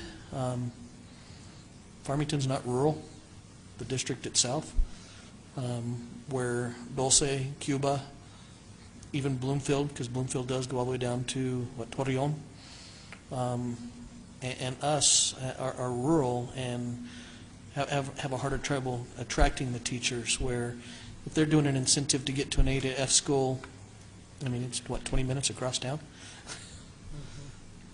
So I did question that, but again, that's more towards the politics that it would be above me with the PED. And questions on the TIF grant? I tried outlining it, and I have sent the first draft, and we haven't heard where we're at on the next draft. Do we have the board's copies on this that Lynn requested for? I emailed them to everybody, and then Lynn, you wanted it printed? Joan, did you by chance get that printed? We will get that for you tomorrow night. I'll have you did everybody want a copy? Yes. 1, 2, I would like one too. 3. Mr. Manini? Electronics fine? Don't want to kill 2 trees? And we will print out 3 copies. Go ahead, Lynn. Yeah, it was a 48-page document, and I went over it, but I don't claim to have digested all of it totally, so I have some questions, and maybe if I would read it again, I'd get the answers, but I'm wondering, it potentially looks like a very powerful grant. And at the same time, I'm wondering if there are any concerns in terms of our site-based approach to management, for example. I acknowledge that the PED has responsibility for education in the state. That's what they are. And even constitutionally, states are supposed to handle education. But I'm wondering if there's any concerns about being sort of heavy-handed from outside, from the top, where is there going to be any tension in operating our schools with dealing with them on? I'm not sure how that's to work out and how you see that. I just wondered. Good question, and we did ask that. They did say that each district, by the number of schools we will get, will get a equivalent of X amount per school. Those of us dealing with a lot of the rural did ask for more per school than a district that would be in town. And then it'll be local district autonomy. We would actually bring that approval to you all to say this is how we suggest distributing it based upon each of the wards in each of the categories. So we will have the local autonomy to do that, and of course we would get the community and school input and then bring a recommendation to you all for the final approval. So the state is not stating you must give X, Y, and Z as incentives. They'll be giving us a blanket, you are awarded this much to be used for. Now, we can't go outside of that incentive. It has to be an incentive. We can't say, well, we're going to buy books with it. As long as we're using it appropriately, we'll have the say-so. And usually with these type of grants, we will, and Giovanna, correct me if I'm wrong, we would pay for it up front and then ask for the reimbursement. So long as we're spending it appropriately, we will get the reimbursement. That's the way we just paid out the group award right at the end of the year, close to $360,000 to those 9 schools that qualified, and so then the state will be reimburse us. The selection of the persons for the recruitment or for the performance-based things, that's still internal to the district, what you're saying? Yes, sir. I wrote down some questions, but I think, I don't know if it'll be in the grant. I know I put how much is the grant, but you're not sure about that either. You gave me the term. That was my other question. Is there the due date that you gave me of, what was it, July? We had to have everything to the grant writer by last Monday? Friday. And we did send 2 of the recommendation letters, our support letters on Monday, and they did get them to the, I think it's the Northwest region. They're housed out of the Cuba, Jemez, Penasco area there. They're the REC that's overseeing it, since Region 1 does not have an REC. We got it all to them. They've got it to the grant writers, and I believe it's a very tight turnaround. We're still looking like a week to get it into the federal government. One more. Just for the board to know that on this, there was a letter that was generated that I did sign to support this grant on July, it's dated for July 11th. And again, it's just, and I called Mike, and then he found some answers for me before I signed it. And thank you for that, Mike. But I think that was, I just wanted the board to to know that, you know, that I did sign a letter supporting this as board president. Mr. Hideman? Just an observation, I guess, for the record, for future reference possibly. We have this strange paradox in this case, again, to me, of the, we criticize the PED, at least I do sometimes, and then when they initiate something here, I say good, but again, we go back to this thing about parent-community engagement, and this thing has been sort of suddenly made available, you could say. That's a good way to put it, or plopped on us, or however you want to say it. So there's always that, how do you have both and? How do you get the PED to use initiative, and yet there's no references in this grant to when it talks about stakeholders. It does not mention community. It does not mention, you know, some of the people who are stakeholders. So we're constantly kind of dealing, you know, observing this, and I have to say that because I have a little bit of a prejudice. Because I worked for the PED once upon a time.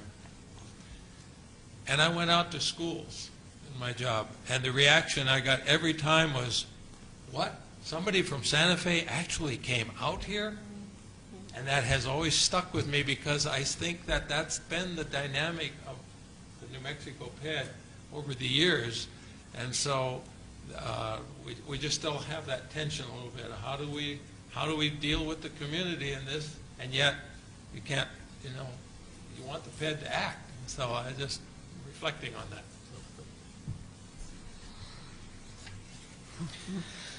Mixed feelings again, because this isn't below the line funding. This is federal funding. So really we're being in a partnership with this consortium of schools where the PED is providing us access to the grant writers that we probably wouldn't have, we couldn't afford. So in a sense, the PED is reaching out because they see a need in Northwest New Mexico with the turnover of teachers. I mean, we have a high turnover statewide, but I think at our county schools we can show that it's probably 10% higher than in town. Matter of fact, we did a short study just looking at it, and it is close to 10% in some cases. So higher. So I think they're listening to us. They're recognizing the need. 3 years ago when I first started, I was the biggest critic of the PED, very outspoken. I still don't believe in everything that's going on. I still don't believe in below-the-line funding. I do believe the above-the-line funding is more local autonomy, and we can get to the stakeholders, et cetera. But at the same time, within the last 2 years, we've seen the ears of PED change to listening to districts. Scandair actually having the phone conversations with the Superintendent's Association where it's very short. They're talking about expanding the time to where we have 2 or 3 topics we put up. The PED has 2 or 3 topics. It's supposed to go for 30 minutes. It goes close to an hour. They're listening. Priority Schools Bureau, I've always been a partner with. I believe in what they're doing. I believe they got the kids' best interest at heart, and they are bucking the system on our behalf a lot of times. I very much praise them. That goes in with the communications I gave you on doing away with the EPSS for our district and going to the 90-day plans. I mean, the district's was a 52-page compliance document that, when do we look at it? I mean, 52 pages, how do you honestly look at that every day to see what we're doing with? Where a 90-day plan is 1 page. These are the 2-3 things that we want every teacher to do at this school every day, or district-wide. These are the 5 levers, our district expectations that we're really trying to target, and what the expectations are. That can go on the wall, a teacher's wall, a principal's wall, our department's wall, and we can see it every day and ensure it. And Ms. Montoya at the Priority Schools Bureau is bucking the system, and you know, we are a pilot school to do this. The other departments are fighting it because that's the easiest way for them to collect their compliance data for their grants. Well, now they have to start possibly looking at other ways, or we'll have our 90-day plans and then have to put the compliance measure, what budget we have tied to it, and that kind of stuff also. But they're bending, they're changing, and for the biggest critic to say that, and I have sat down with Scandera, Ms. Secretary Scandera, to say we still don't see eye to eye on every issue, but I appreciate the voice. I made the suggestion to her having, when we go to the coalition meeting, the School Board Association meetings, and she meets with the superintendents, don't meet with all 89 of us at the same time.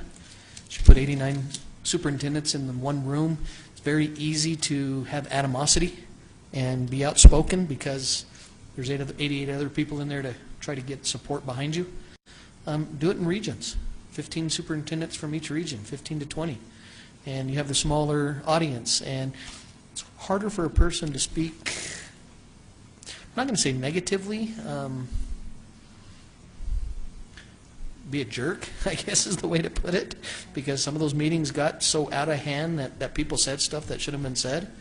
But with a smaller group, it's hard to do so. It's more focused, and she listened and has done that, and it's been very powerful. So I do agree with you. We have some days where we cuss the pet, and we have some days where we're like, thank you, pet. And it's just that love-hate relationship sometimes. I can see it too.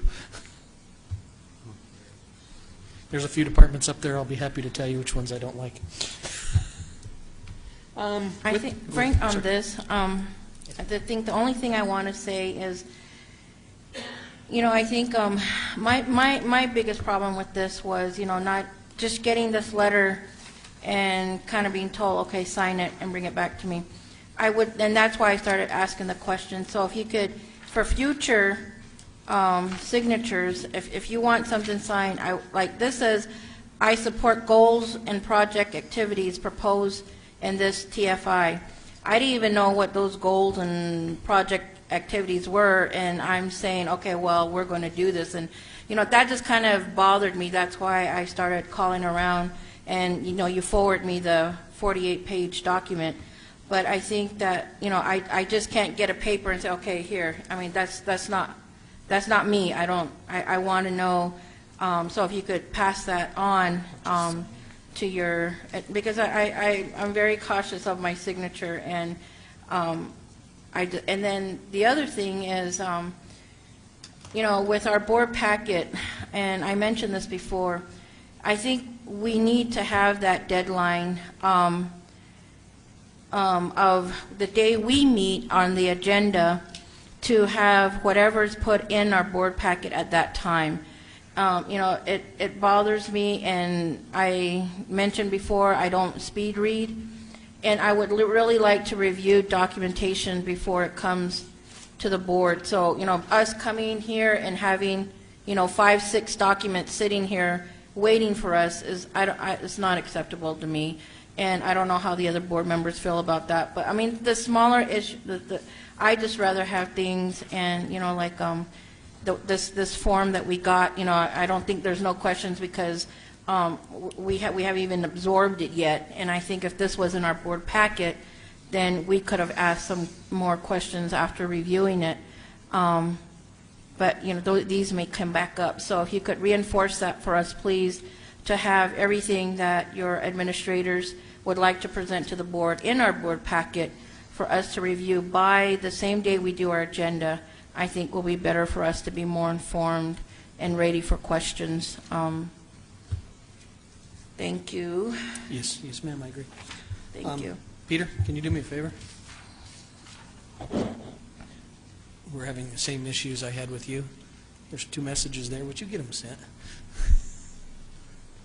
I'm having trouble sending email again. That's one of the issues I had. I did send you, and it sat, and on my way to Albuquerque, Peter worked his magic and got them sent for me. Work your magic. Work your magic, Peter. And then I realized I resent it to just you on a different computer when I got to Albuquerque and didn't give the rest of the board. And thank you for telling Mr. Hyatt that so I could send it to the rest of the board, and I did the next morning.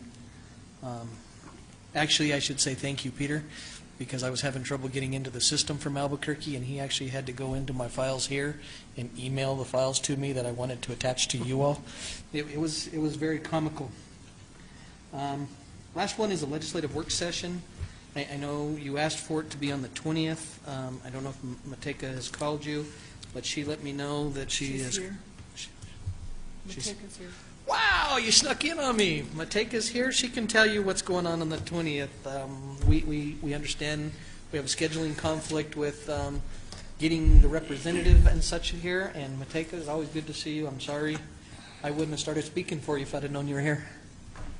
You snuck in on me. Madam President, Board members, Superintendent Petty, Ms. Nez, good evening. That day. Mm-hmm. It's great to see you all. Thank you for having this item on your agenda. We spoke early last month at a special meeting, a work session meeting regarding dates for a legislative work session with your local delegation. A goal this year that you've recommended and everyone supports is getting your legislative delegation together earlier this year. We're looking forward to 2, possibly 3 meetings preparing for the 2017 legislative session. Consideration was to have board-approved legislative priorities. We would send those to your legislative delegation with meeting dates. So that's where we are this evening. We didn't meet the criteria for the meeting dates that we set prior to this evening. With your recommendation, I'm accepting future meeting dates. Thank you, sir. So what was the conflict on the 20th that we can't? There were a couple board members and a couple legislators that weren't able to meet. Madam President. Also, the legislative priorities haven't been approved by the board. Will you be able to come? Wednesday? Yeah. Just to work on our priorities, do we need the legislators here? I mean, can we still discuss the board priorities among the board and then later on invite the legislative membership? Madam President, absolutely. At our meeting earlier this month, the board identified several legislative priorities. At that time, we were going to have a second meeting and include your legislative delegation. Of course, any other or additional priorities can be added to your list, absolutely. It's a work in progress. Board members, the only thing that I really would like to continue to push, again, this meeting as soon as possible, just due to the time frame of the 2017 legislative sessions that's going to creep up on us real quick. And I think if we don't have our priorities set for our lobbyists, then I think that's where I remember last year we kept putting it off, and I don't even know if we had. I don't even think we set. Madam President, your priorities last legislative session, which mirrored Superintendent's Association and Board Association, is always no unfunded mandates. Of course, above the line funding is always supported. And for Gallup McKinley County School District, roads, bridges, and transportation boundary agreements were your priorities. Along with that, the conversation is ongoing regarding impact aid funding, federal level, state level, and any other appropriations that would benefit the school district, special appropriations, capital outlay. I'm encouraged to hear about the TIF grant. Madam President? Yes, sir.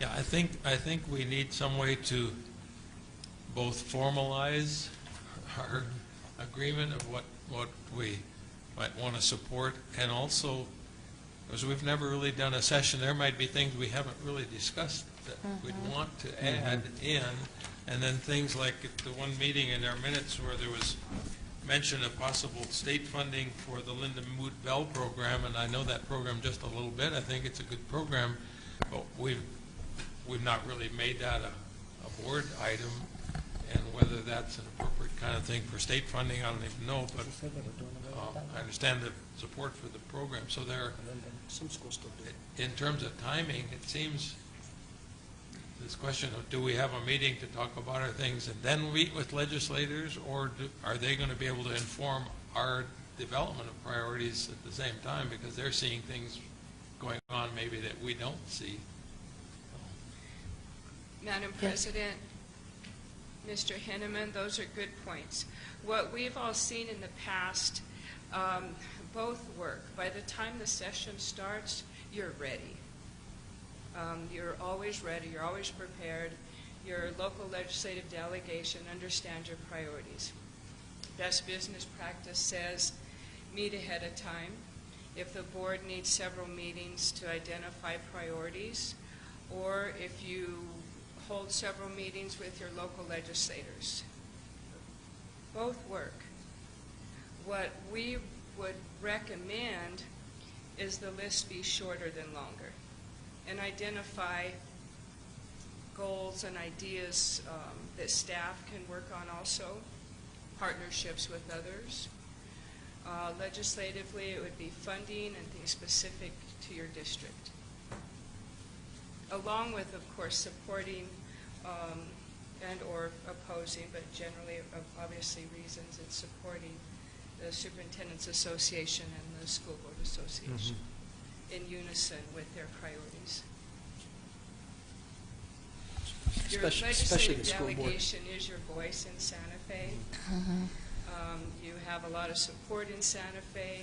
The more time that we get the message to your legislative delegation, the more time they have to plan and prepare, meet with, and kind of roll out a solution that brings positive results back to your district.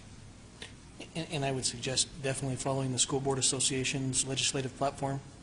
Our area was criticized heavily for a couple years ago for the superintendent from north of here wrote a letter contrary to the not the superintendent's, but the School Board Association's platform, and one of our legislators did vote that way, and contrary to what we all believed, what your board's position was, what the School Boards Association was, what the Superintendent's Association was, and it did affect a lot of funding, and that district is still criticized for, and the former representative is still highly criticized for the vote and stance that they took against the School Board Association, because they never once mentioned to the School Board Association they were against it, but yet when push came to shove, that letter showed up. So I would definitely get your School Board Association's platform and make sure that whatever we're doing is aligned with it. And I think I agree with that too, but I think we have some things that are more locally, Above and beyond, definitely, yeah. yeah. We can go above and beyond, definitely, Yeah. but I'm just saying it isn't directly contradicting Yes. what they're doing. So board members, is anybody available on the 20th? It's too late to advertise now. Oh, That's why I said, what's next week like? The 27th, next Wednesday. Next week is 27, is the same Wednesday, never the same day of the week. well, that didn't get to Joan when I emailed her, or emailed you on the 20th of, that we wanted to do this legislative work session? We were setting it up for the 20th. We were ready to advertise it. I worked with Mateka. Mateka gave us an email stating that it wasn't materializing, so we did not advertise it.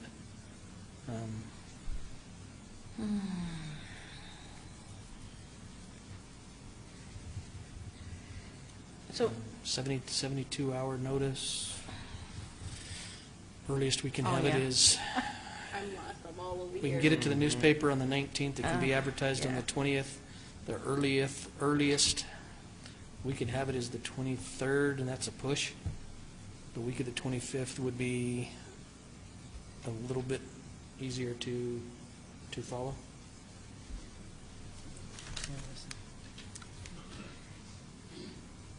Madam President, if I could add to this, if the board could look at several dates, we'll be in contact with your legislative delegation, see if those dates work for them. There are 28 interim committee meetings, which your legislative delegation sits on 6 to 10 of those. Yeah, I think the best thing would be for the board to sit down and go over our priorities first. That way, when our legislators come in, then we have everything ready for them, and not sit there and try to think of priorities at that time. And I don't know if you would like to meet in that manner first as a board, and then get the legislator to come in, and we can sit down and go over the list and talk. And see what their suggestions are as well. And Madam President, the board has identified 7 priorities at the June 3rd meeting in Albuquerque. Quite a few scattered focus. The ones you don't know to consider at 7. I think 5 is a good number, or even I don't know. I wouldn't want to increase it. No. So maybe the discussion would happen to where we can elaborate on those 7 and see out of that 7 which one we would. Well, I'm not sure what the 7 are. I think I know what 3 or 4 of them are. I'm not sure what the 7 are. Go ahead. Go. Yes. Yes. I could name Some a we've few. talked about more than others.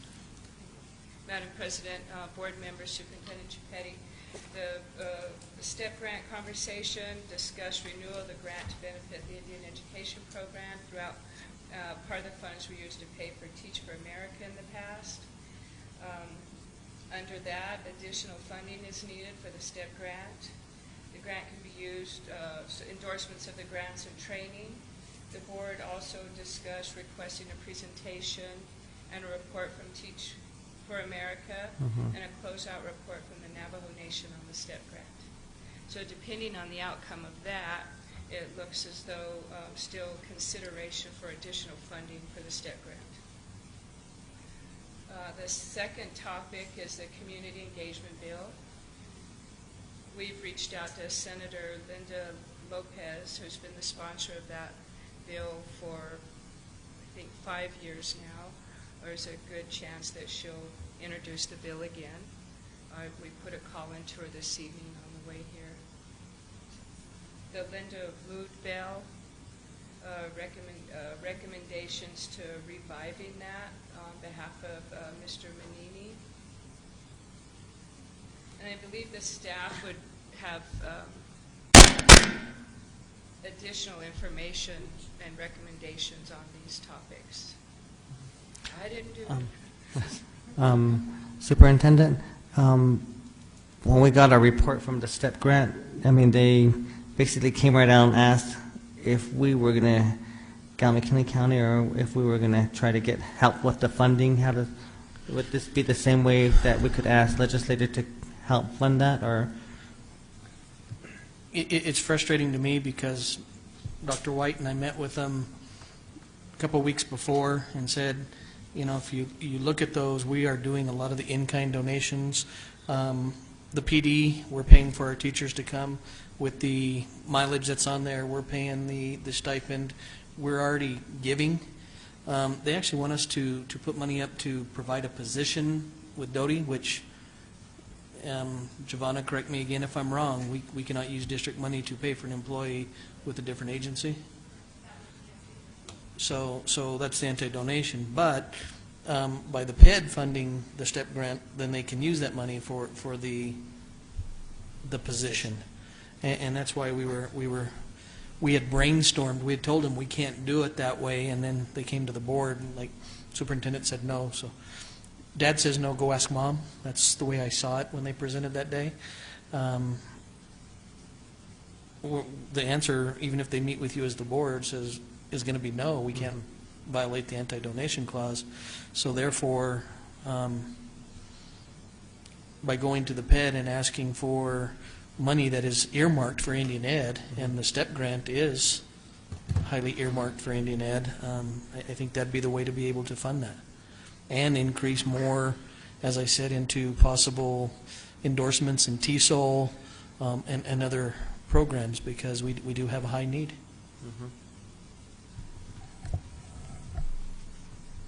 Continue, Matika. Thank you. Madam President, members of the board, superintendent. The board also discussed after-school and tutoring program funding. It was recommended to have other summer programs available so students can get experiences and enrichments. Another topic is transportation. Legislative issues on bridges, roads, and maintenance. Buses are a priority. Priority is given to leasing companies. That discussion regarding the buses leased versus school districts owning buses.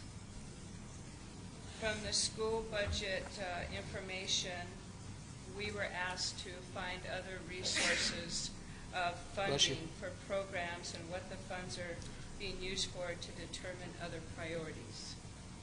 That's kind of a broad scope if we could narrow that down. A recommendation that we have is for you to look again at your school bus transportation legislation.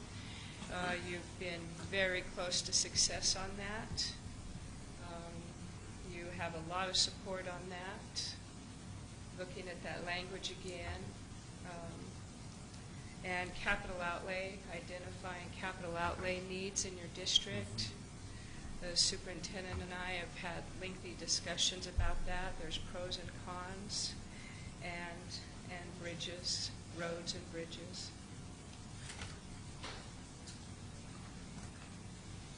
Madam Chair? Yes. I don't think the Lindenwood Bell program is a program that the state would want to look at. It's just the local district that needs to be following that. So that's not one of my concerns, because it's not going to be a legislative item. It's going to be a local district item where funds are made available for that item. Thank you. Go ahead, sir.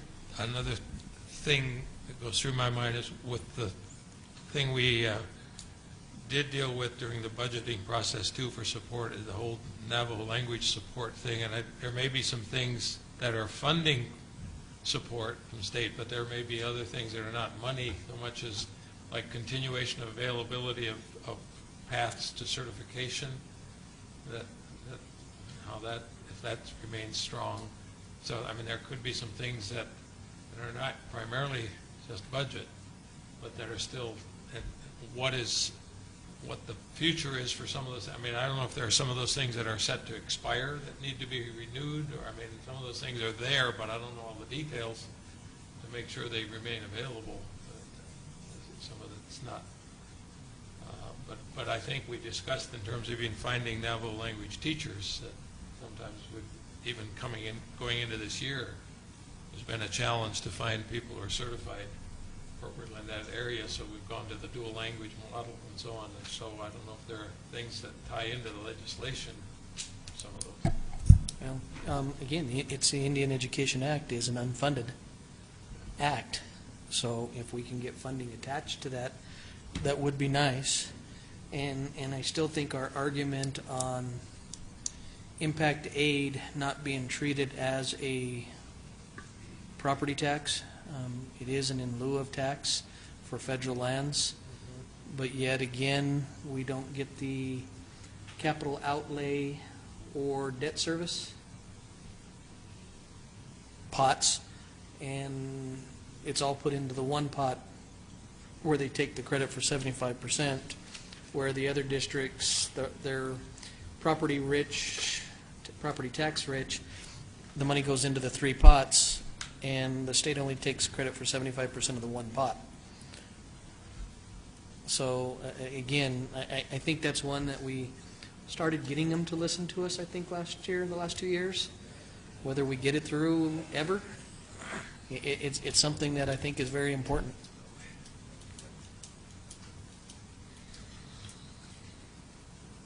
And with that regard, Madam President, on impact aid and with the with respect to the lawsuits and where they are in the system, we would need to complete that process before we looked at legislative alternatives for impact aid. I saw something that in one of my emails. I'm trying to think if it was Mateka or Mr. Chipetti, that there was some kind of update that's happening on the Zuni lawsuit in the legislative on Friday. Is that? I love this one. The state has asked us, they asked me to come in and do a presentation on the lawsuit, and I referred it to Mr. Roseborough.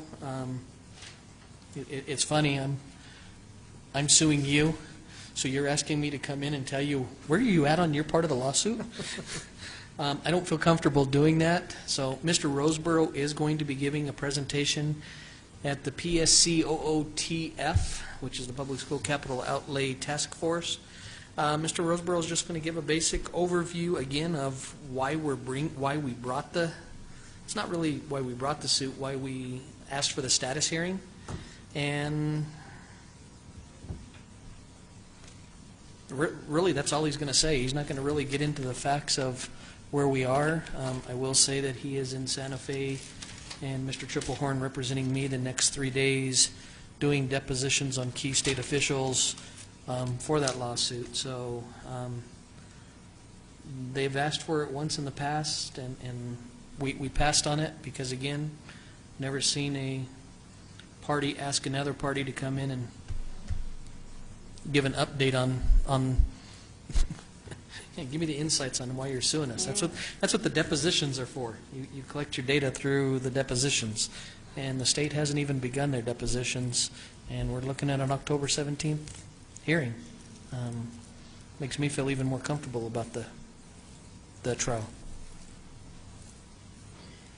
Madam President, members of the board, the Public School Capital Outlay Oversight Task Force meets July 22nd in Santa Fe, State Capitol Room 307. Mr. Roseborough is the first item on the agenda, beginning at 10 a.m.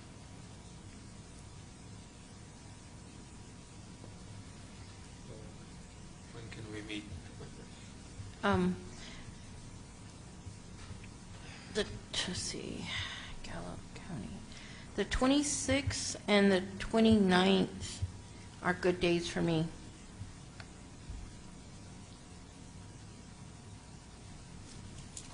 What time Friday you take? 26. 10 a.m. What time Friday? Oh, got it. 10 a.m. 26. Task Force, 10 a.m. Superintendent, for the Thank you. update on the Zuni lawsuit, Madam President. I think there's 29. 26 or 29? 26 looks like it'd work. 26. Mr. Manini? I'd have to make some adjustments. For which day, sir? Both things. They're both in trouble. The 26th or 29th work for you, Mateka? Absolutely. Excuse me? Either day will work for him. Who? Either day would work. Either day. Okay. Santa Fe Opera Cosi fan tutti is on that Saturday, but I don't think I'm going to make it over there. The Friday will work. The 26th, 29th. Friday? Joe's. It's both. Okay. Are we talking day or evening? Or afternoon. Afternoon. The evenings are out. I'm sorry. 26th and 29th, we do have the administrative conference.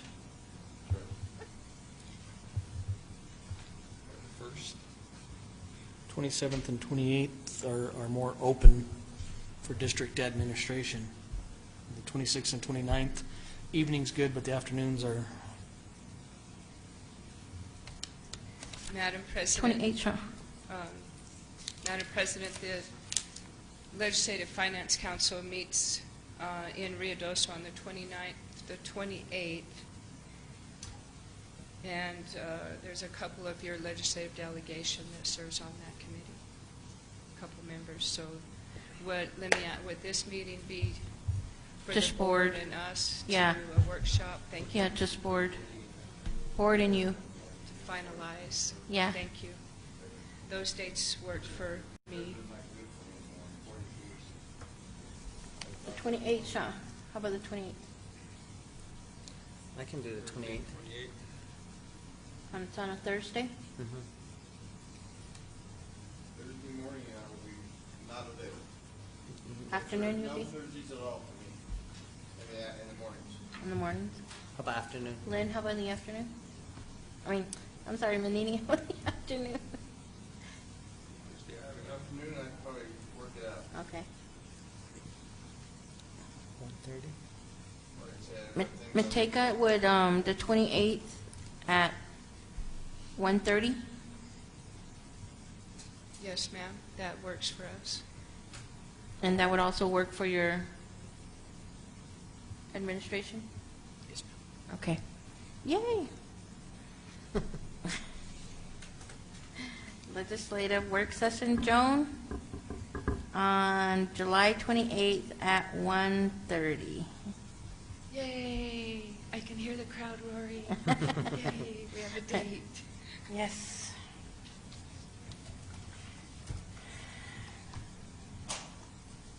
Okay. Okay.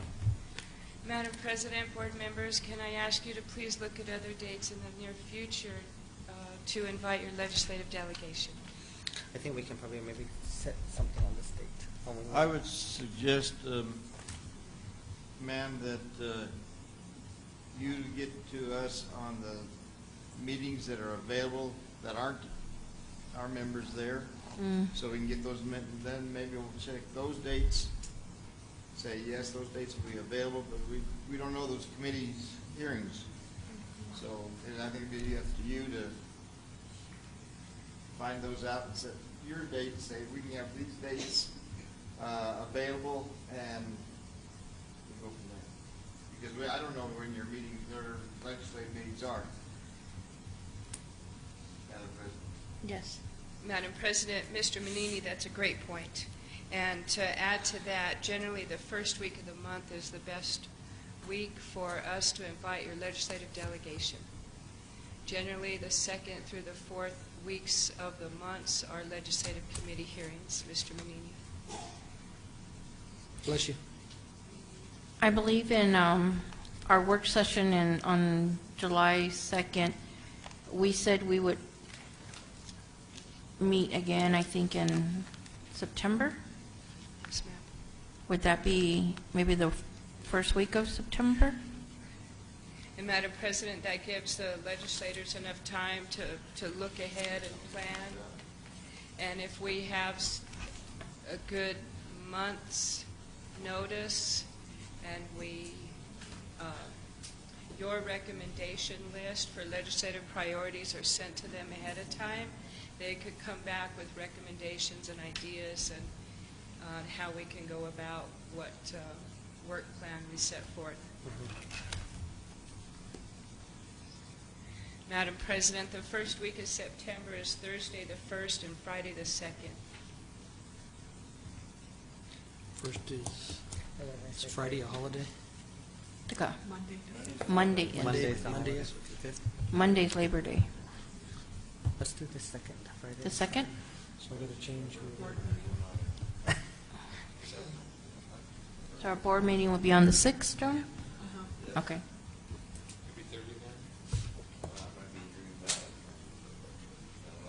So Friday? The second, September 2nd. I might be out of town, say that. Lynn?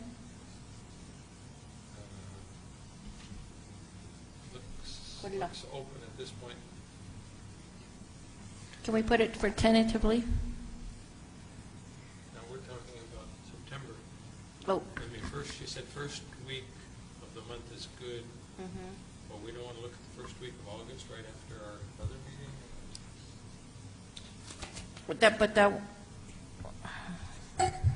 She said at least a month's notice. I mean, to work with the legislators. They're busy people. Yeah. We can offer several dates, different months. Okay. So August 2nd? Tentatively, yeah. August or September? I mean, September. I'm sorry, yes. Yes. September 2nd?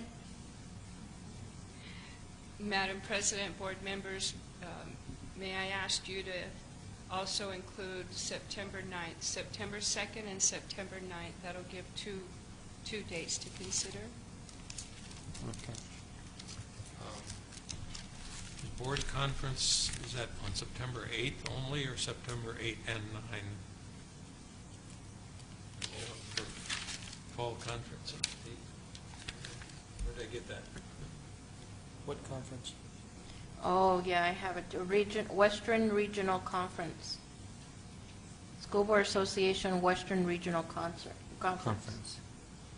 It says the 8th through the 10th in Santa Fe.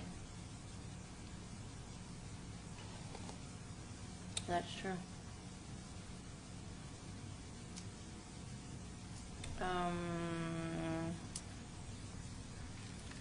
The 9th in Santa Fe? No.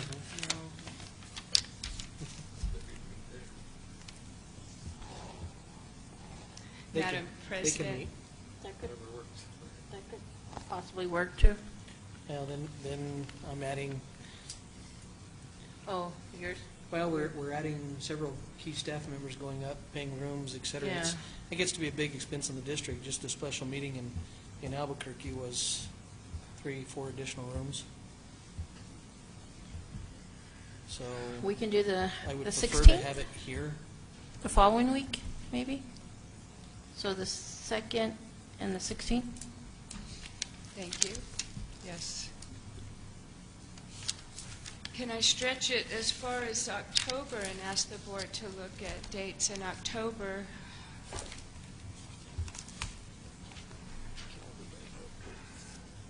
I see a few grins. I know October, just for your information, the 17th through the 21st, we have the board will be doing that hearing, right? Yeah, the week of October 17th is our That's capital full. outlay hearing. That's all blocked off. 13th and 14th is out. We have a fall visit. Other than that, I'm good at any time in October. How about October 3rd? That's our school board meeting. Oh, okay. Maybe right before We could do it before. our school board meeting? Yeah.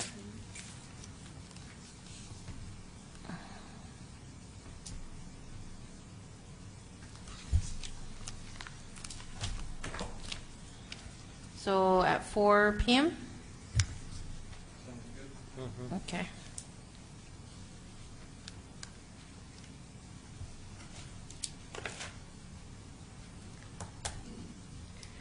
And Madam Chair, board members, my last request would be for you all to consider a date on the same day as a board meeting in November, in case the October date doesn't work out.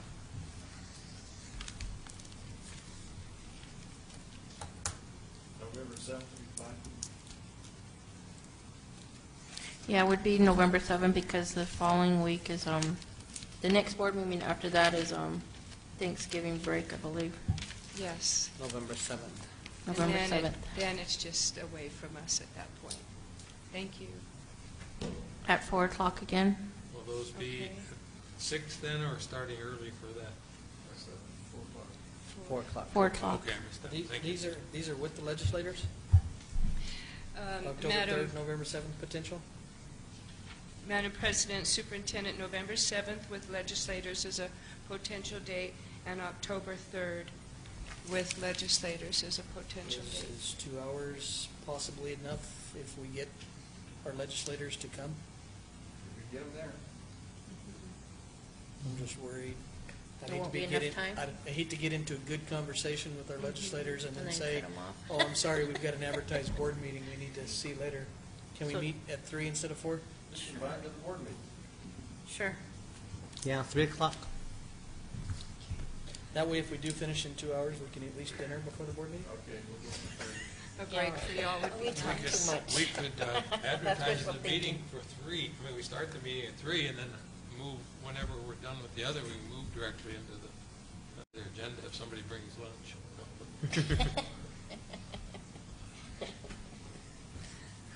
Can I bring? Oh, wow. Yes, we got some dates.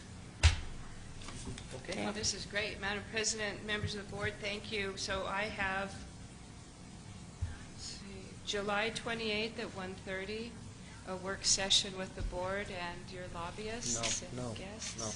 Yes? No. At 1:30, that's right. Yes. July 28th at 1:30 with just the board? That's what I have. Yes. Yeah, just I have September 2nd 1:30. at 1:30. Thank you, Joan. And September 16th At 1:30.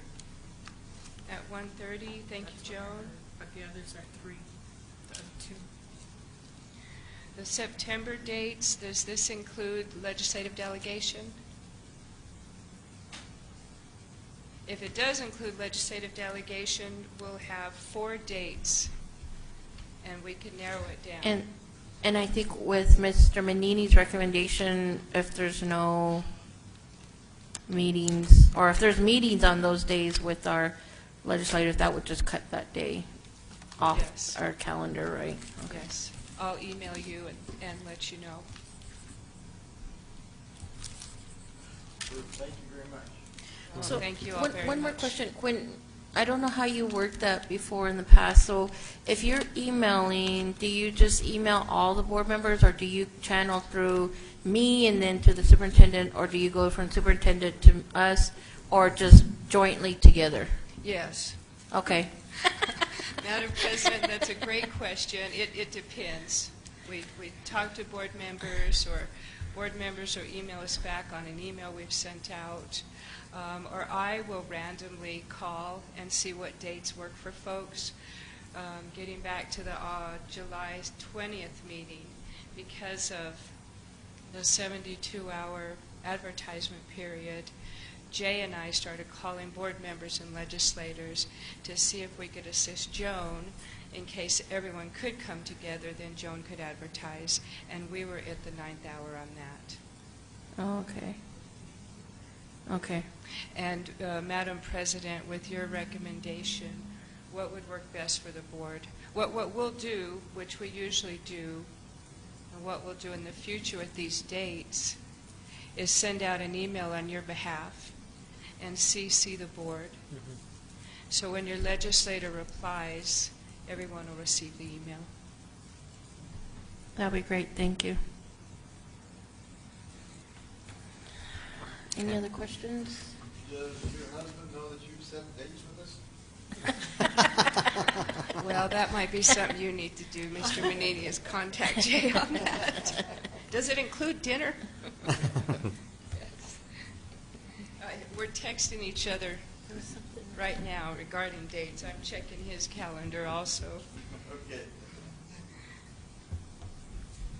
Madam President, board members, if I may briefly remind you that the Legislative Indian Affairs Committee meeting is meeting for the next 3 days. They met today in Rama. Tomorrow they're in Metmore. And Wednesday they're at UNM Gallup campus. Mitmore or NDOT? NDOT. Yeah. Okay. Yes, ma'am. One of the agenda items the superintendent has discussed with me on Wednesday is sponsored by Representative Wanda Johnson, is the safety concerns at the intersection of Sundance Road near Fire Rock Casino. So thank you for your participation in that and working close with Representative Johnson. You Mr. probably, Mr. Bond and Mr. Wyatt will be representing the district. you probably received an invitation to join the members of the Indian Affairs Committee for dinner tomorrow night. Received that invitation? I believe Representative Lundstrom has initiated that dinner. We have a board meeting tomorrow night, so mute point. Oh, yeah. Darn. We're available Wednesday night. 2 board members can go. No. Oh, yeah. We'll flip coins. We'll tell her thank you for the invitation, Yes, but we do have a special meeting in Crown Point tomorrow at 6 p.m. Yes. And just for the board to know, I'll be attending the 19th and the 20th Indian Affairs Committee meetings in NDOT and at UNM. Any other questions for Mateka? No. Okay, thank you. Thank you very much. Thank you, Mateka. Thank you all for your time, and it's an honor working for you. That concludes the reports. Okay. I see you. Okay, thank you, Superintendent, for your report. We'll move on to notices and communication, July 19th. Board reports. Oh, I'm sorry. Okay, board reports. Thank you, Kevin. Mr. Manini? None at this time. Thank you, sir. Mr. Hideman? No. Mr. Mitchell? Nothing.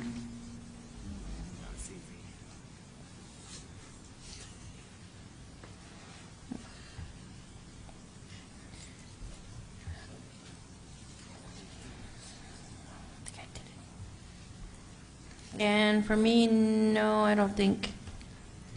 Just at the root chapter meeting I attended. Oh, I was going to mention, where Mr. I'll wait until he comes back.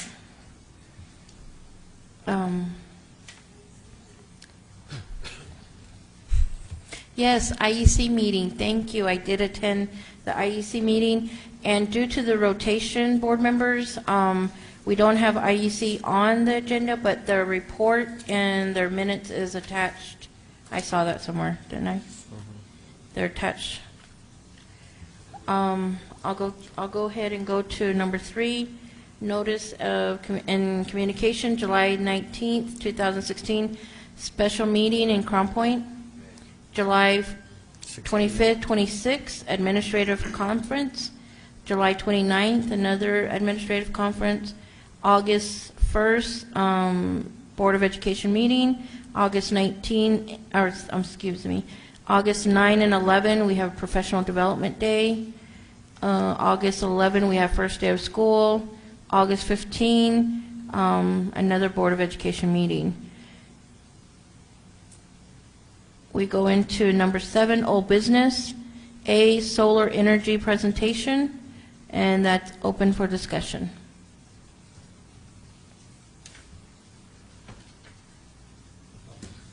Madam President, Yes, sir. I think Mr. Chiappetti will be back, I trust, in a minute. I think where we ended up at the last meeting was Mr. Triplehorn had presented us with a possible plan they're looking at for installing solar energy on several of the schools, and we wanted to continue that discussion to get more information and to consider more angles, I guess you'd say, more factors. And I want to acknowledge that Mr. Bill Bright gets the Medal of Honor again for his patience. And thank you for being available at Gallup Solar. We're privileged, I think, to have some people in the community who are committed to supporting solar and some other energy developments, and have, I think, developed some expertise over the years just by working with it in ways. And so I think it's to our benefit to draw on that expertise and that experience in guiding us also, as well as the information we get from our own staff. And so I want to personally thank Bill for being here and being here this long before we get to the item on the agenda. But we did have some pointers shared with us, and I'm not sure where we should begin this discussion. But I'd reiterate for my part, the questions are not about the desirability of renewable energy, things like solar. It's a question of the technologies and the choices in design and the choices in companies and so on that we need to go over.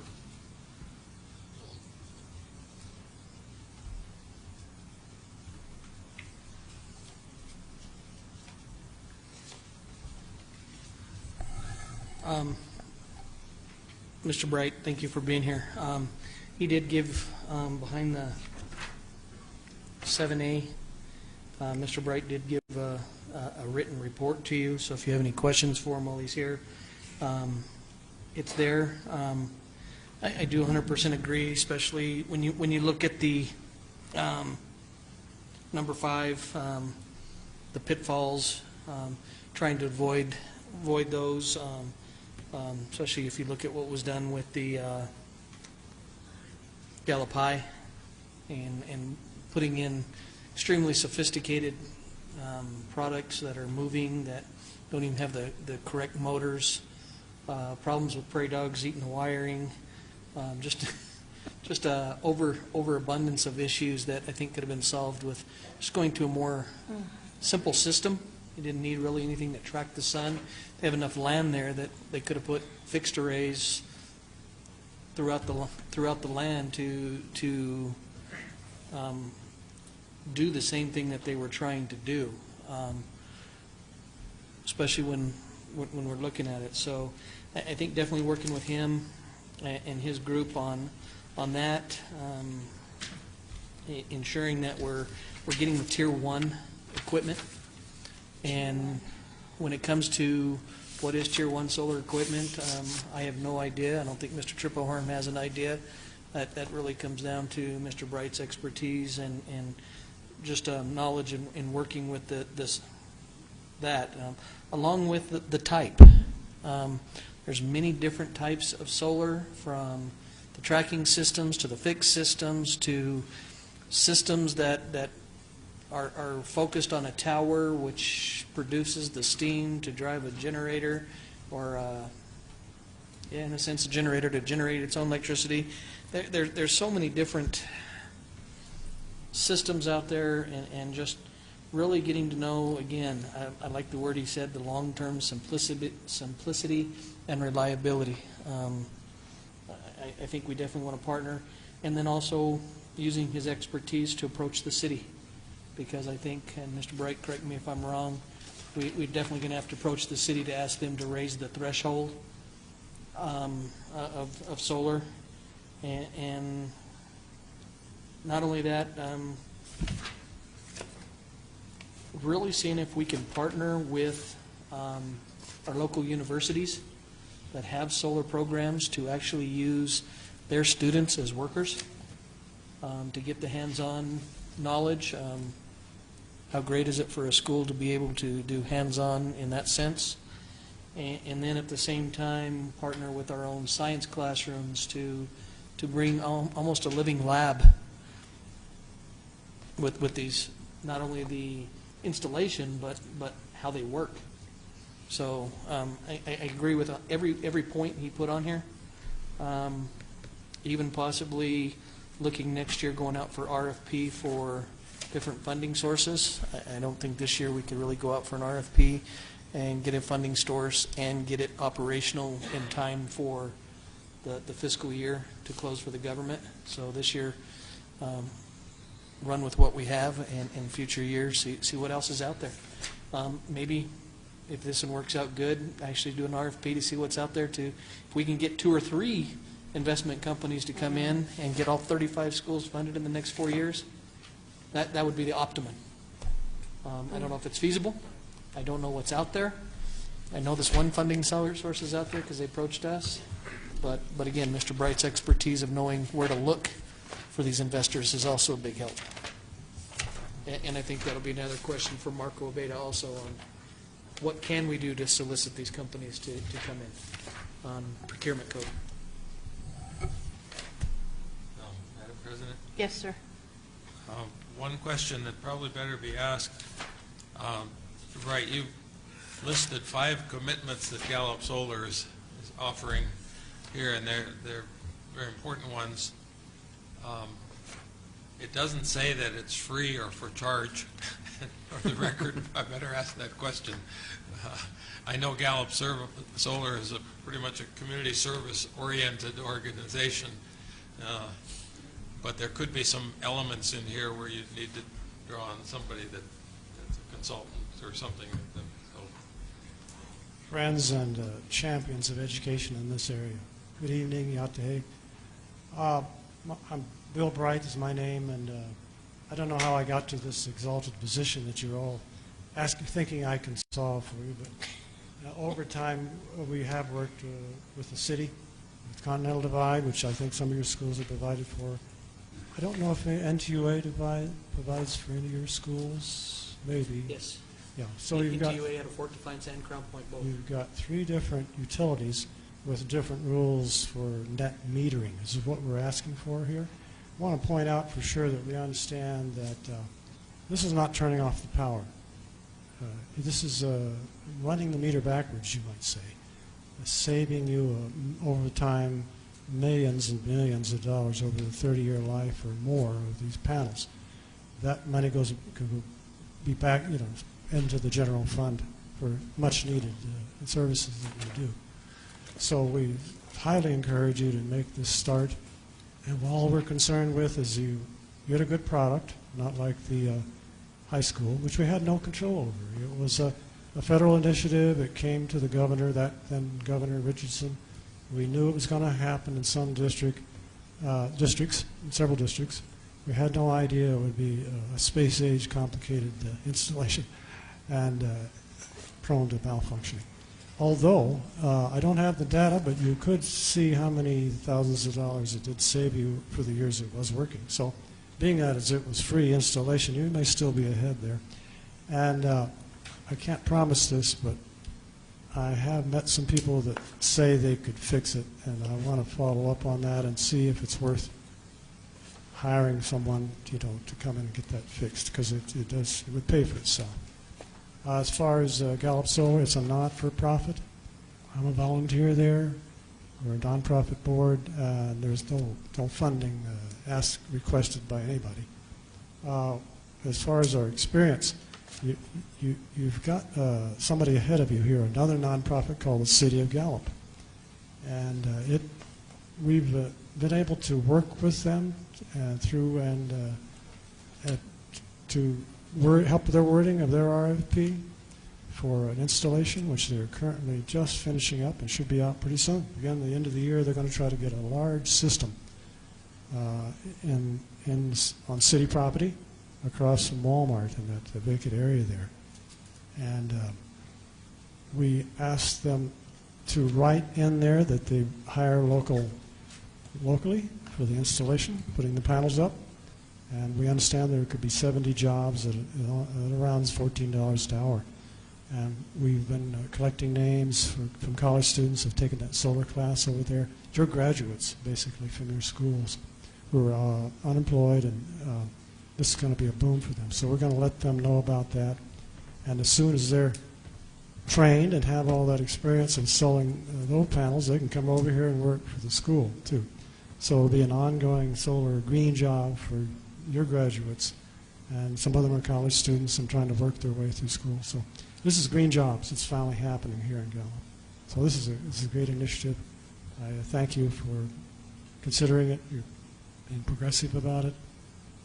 We encourage you to get it done, and we'll work closely with the administration in any way we can to make sure you get a good product that won't fail. Anything questions on that? Any other questions? One of the things down here is that you could recommend advisors. Is that people within the Gallup Solar group? Yes. Or what do you have in mind? Yes, we have a number of people. One of them is an electrical engineer who designed some of our systems. Just this morning, you may not have got your email. You may have seen a system we installed in Pinion, Arizona for the lady there who was off the grid and homeless there for a while. And he designed that system, and we use, we're trying to reach our share of the 15,000 homes, not people, homes, on the Navajo Reservation without power. In today's world, it's just unacceptable.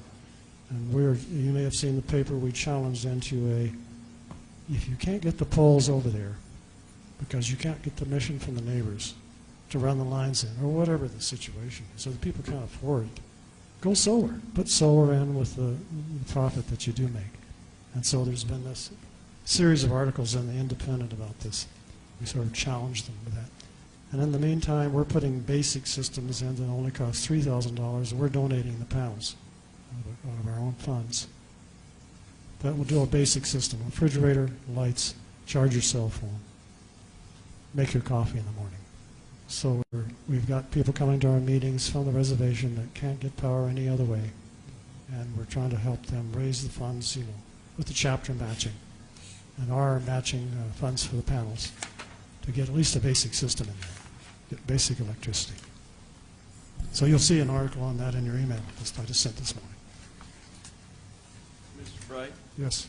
Do you have an email address that we can email you or the group? Yep, if you'll take a look at your email I just sent this morning, you could use that to reply to it. I sent you an article, a document. I haven't opened my computer yet. So Okay. I've been busy. Yeah, okay. Yeah, just use that address there. All right, thank you. Thank you.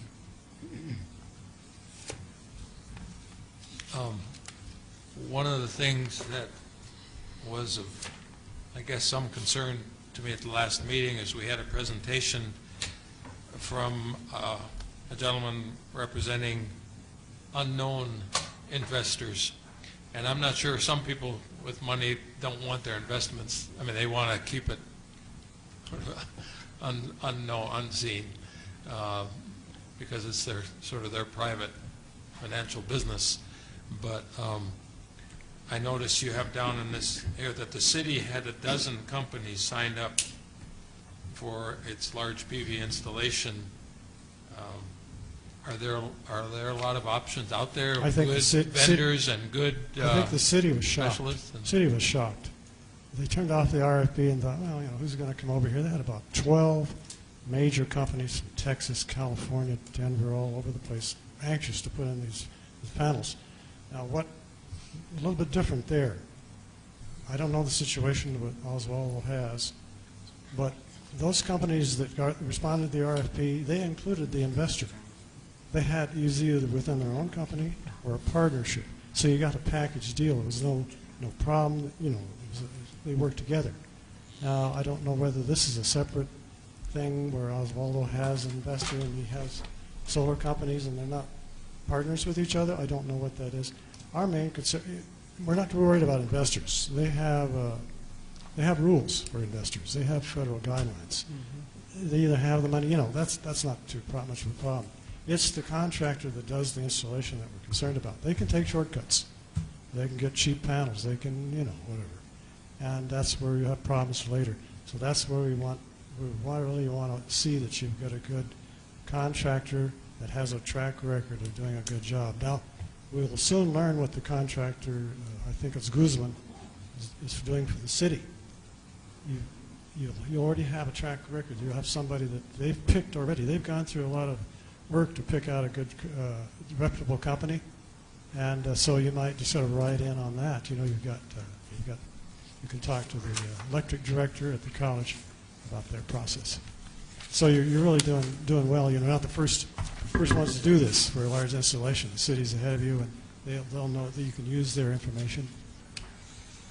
And still on the investor side, one more question. They are able to do this and reap the benefits through tax incentives. Yes.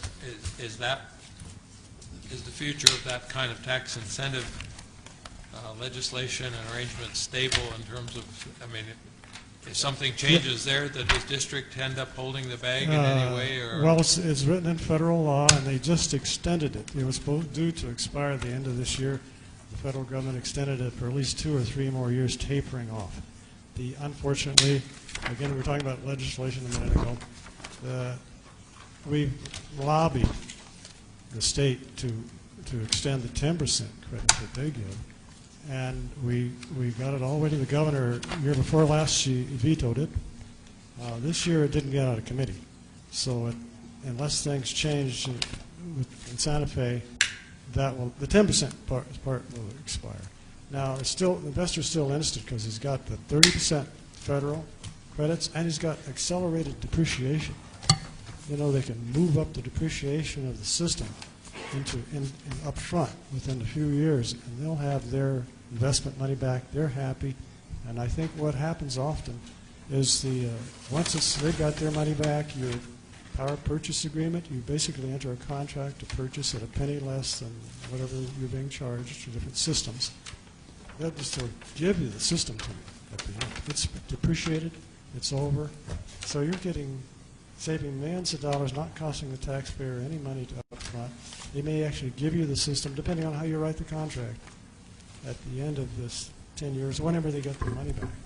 It's a heck of a deal. And I believe the proposal is 1 cent lower than our current rate. So we'll have a 1 cent savings. That doesn't sound like much, but when you multiply it doesn't sound much, it's a right? lot. But when you count it over 20 years, and then it's locked at that rate. So if we're paying 16 cents a therm, it's locked in at 16 cents, Yes. and that means they're charging everybody 17. Well, and then if they raise it to 20 in 3 years and 25 in 5 years, we're still paying the 16. Yes.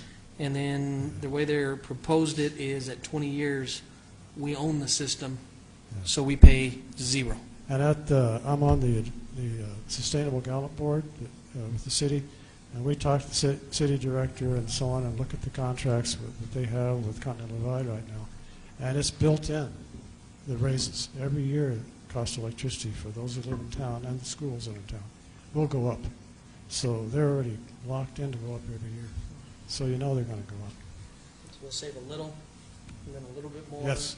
and then a little bit more, and then at 20 years, it's free electricity. We're particularly interested, as I mentioned here, for students and parents. You talk about empowerment, actually coming to the schools and seeing these. We hope they're visible enough, or they'll have tours, or they'll have educational STEM type events around the system. And we hope also that the school system in the building somewhere will have gauges and dials and stuff that show the kilowatt hours and what the sun is doing at any one moment, and get kids excited about the science involved here. So it's another aspect, and we hope that the kids will go home and talk to their parents about it, and those who don't, the elders, the grandmas, the veterans that don't have any power, they've actually be introduced to the concept and come to us, and we'll get them power, or whoever, maybe NTUA will eventually provide it for them, whoever. So it's a good thing all the way around.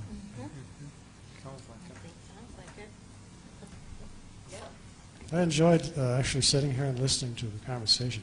Having served on the board here for some years ago, it was amazing that the same issues, the same concept, dress code, the same thing. By the way, I've got my dress code on as a retired person, so it's about as dressed up as I get. So it's amazing. It just, some things are never solved, especially with the state of Mexico and the education system. But I appreciate that you're putting on, imagining all these meetings that you're having. I don't remember us having so many of them. Your schedule is amazing. So thanks for keeping up the good work. Thank you. Thank you, Mr. Bryant. Thank you.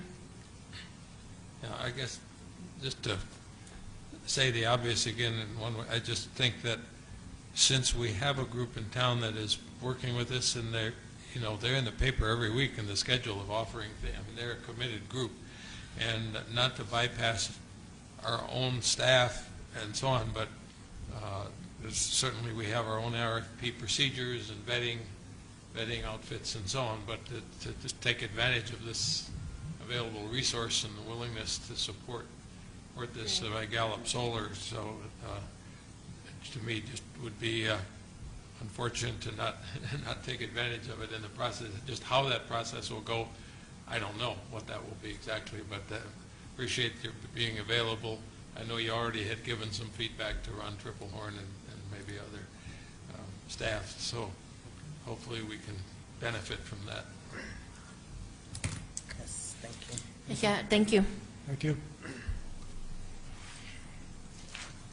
Oh, what did I do with it? Motion to adjourn. How's that? Motion to adjourn. I just wanted to ask a couple of questions real quick. The minutes, our minutes, are they on the website now, Joe? The minutes, Yeah. the one, since we've been posting that online, I haven't been putting it online. Could you put them on the, because I saw there's only a certain date that. Yeah, there's only certain ones Yeah. on there. After we picked that up, I just didn't. Okay. Because that one of the parents asked me, how come those weren't, I guess Drew was looking at the email, I mean, not email, website. So if we could continue that, there was something. I know we didn't put it on here, Kevin, board members, but Kevin asked if there's any future topics, or do you want to just email me? Future topics, agenda. Email. Email? Okay. With that, we can have a motion to adjourn?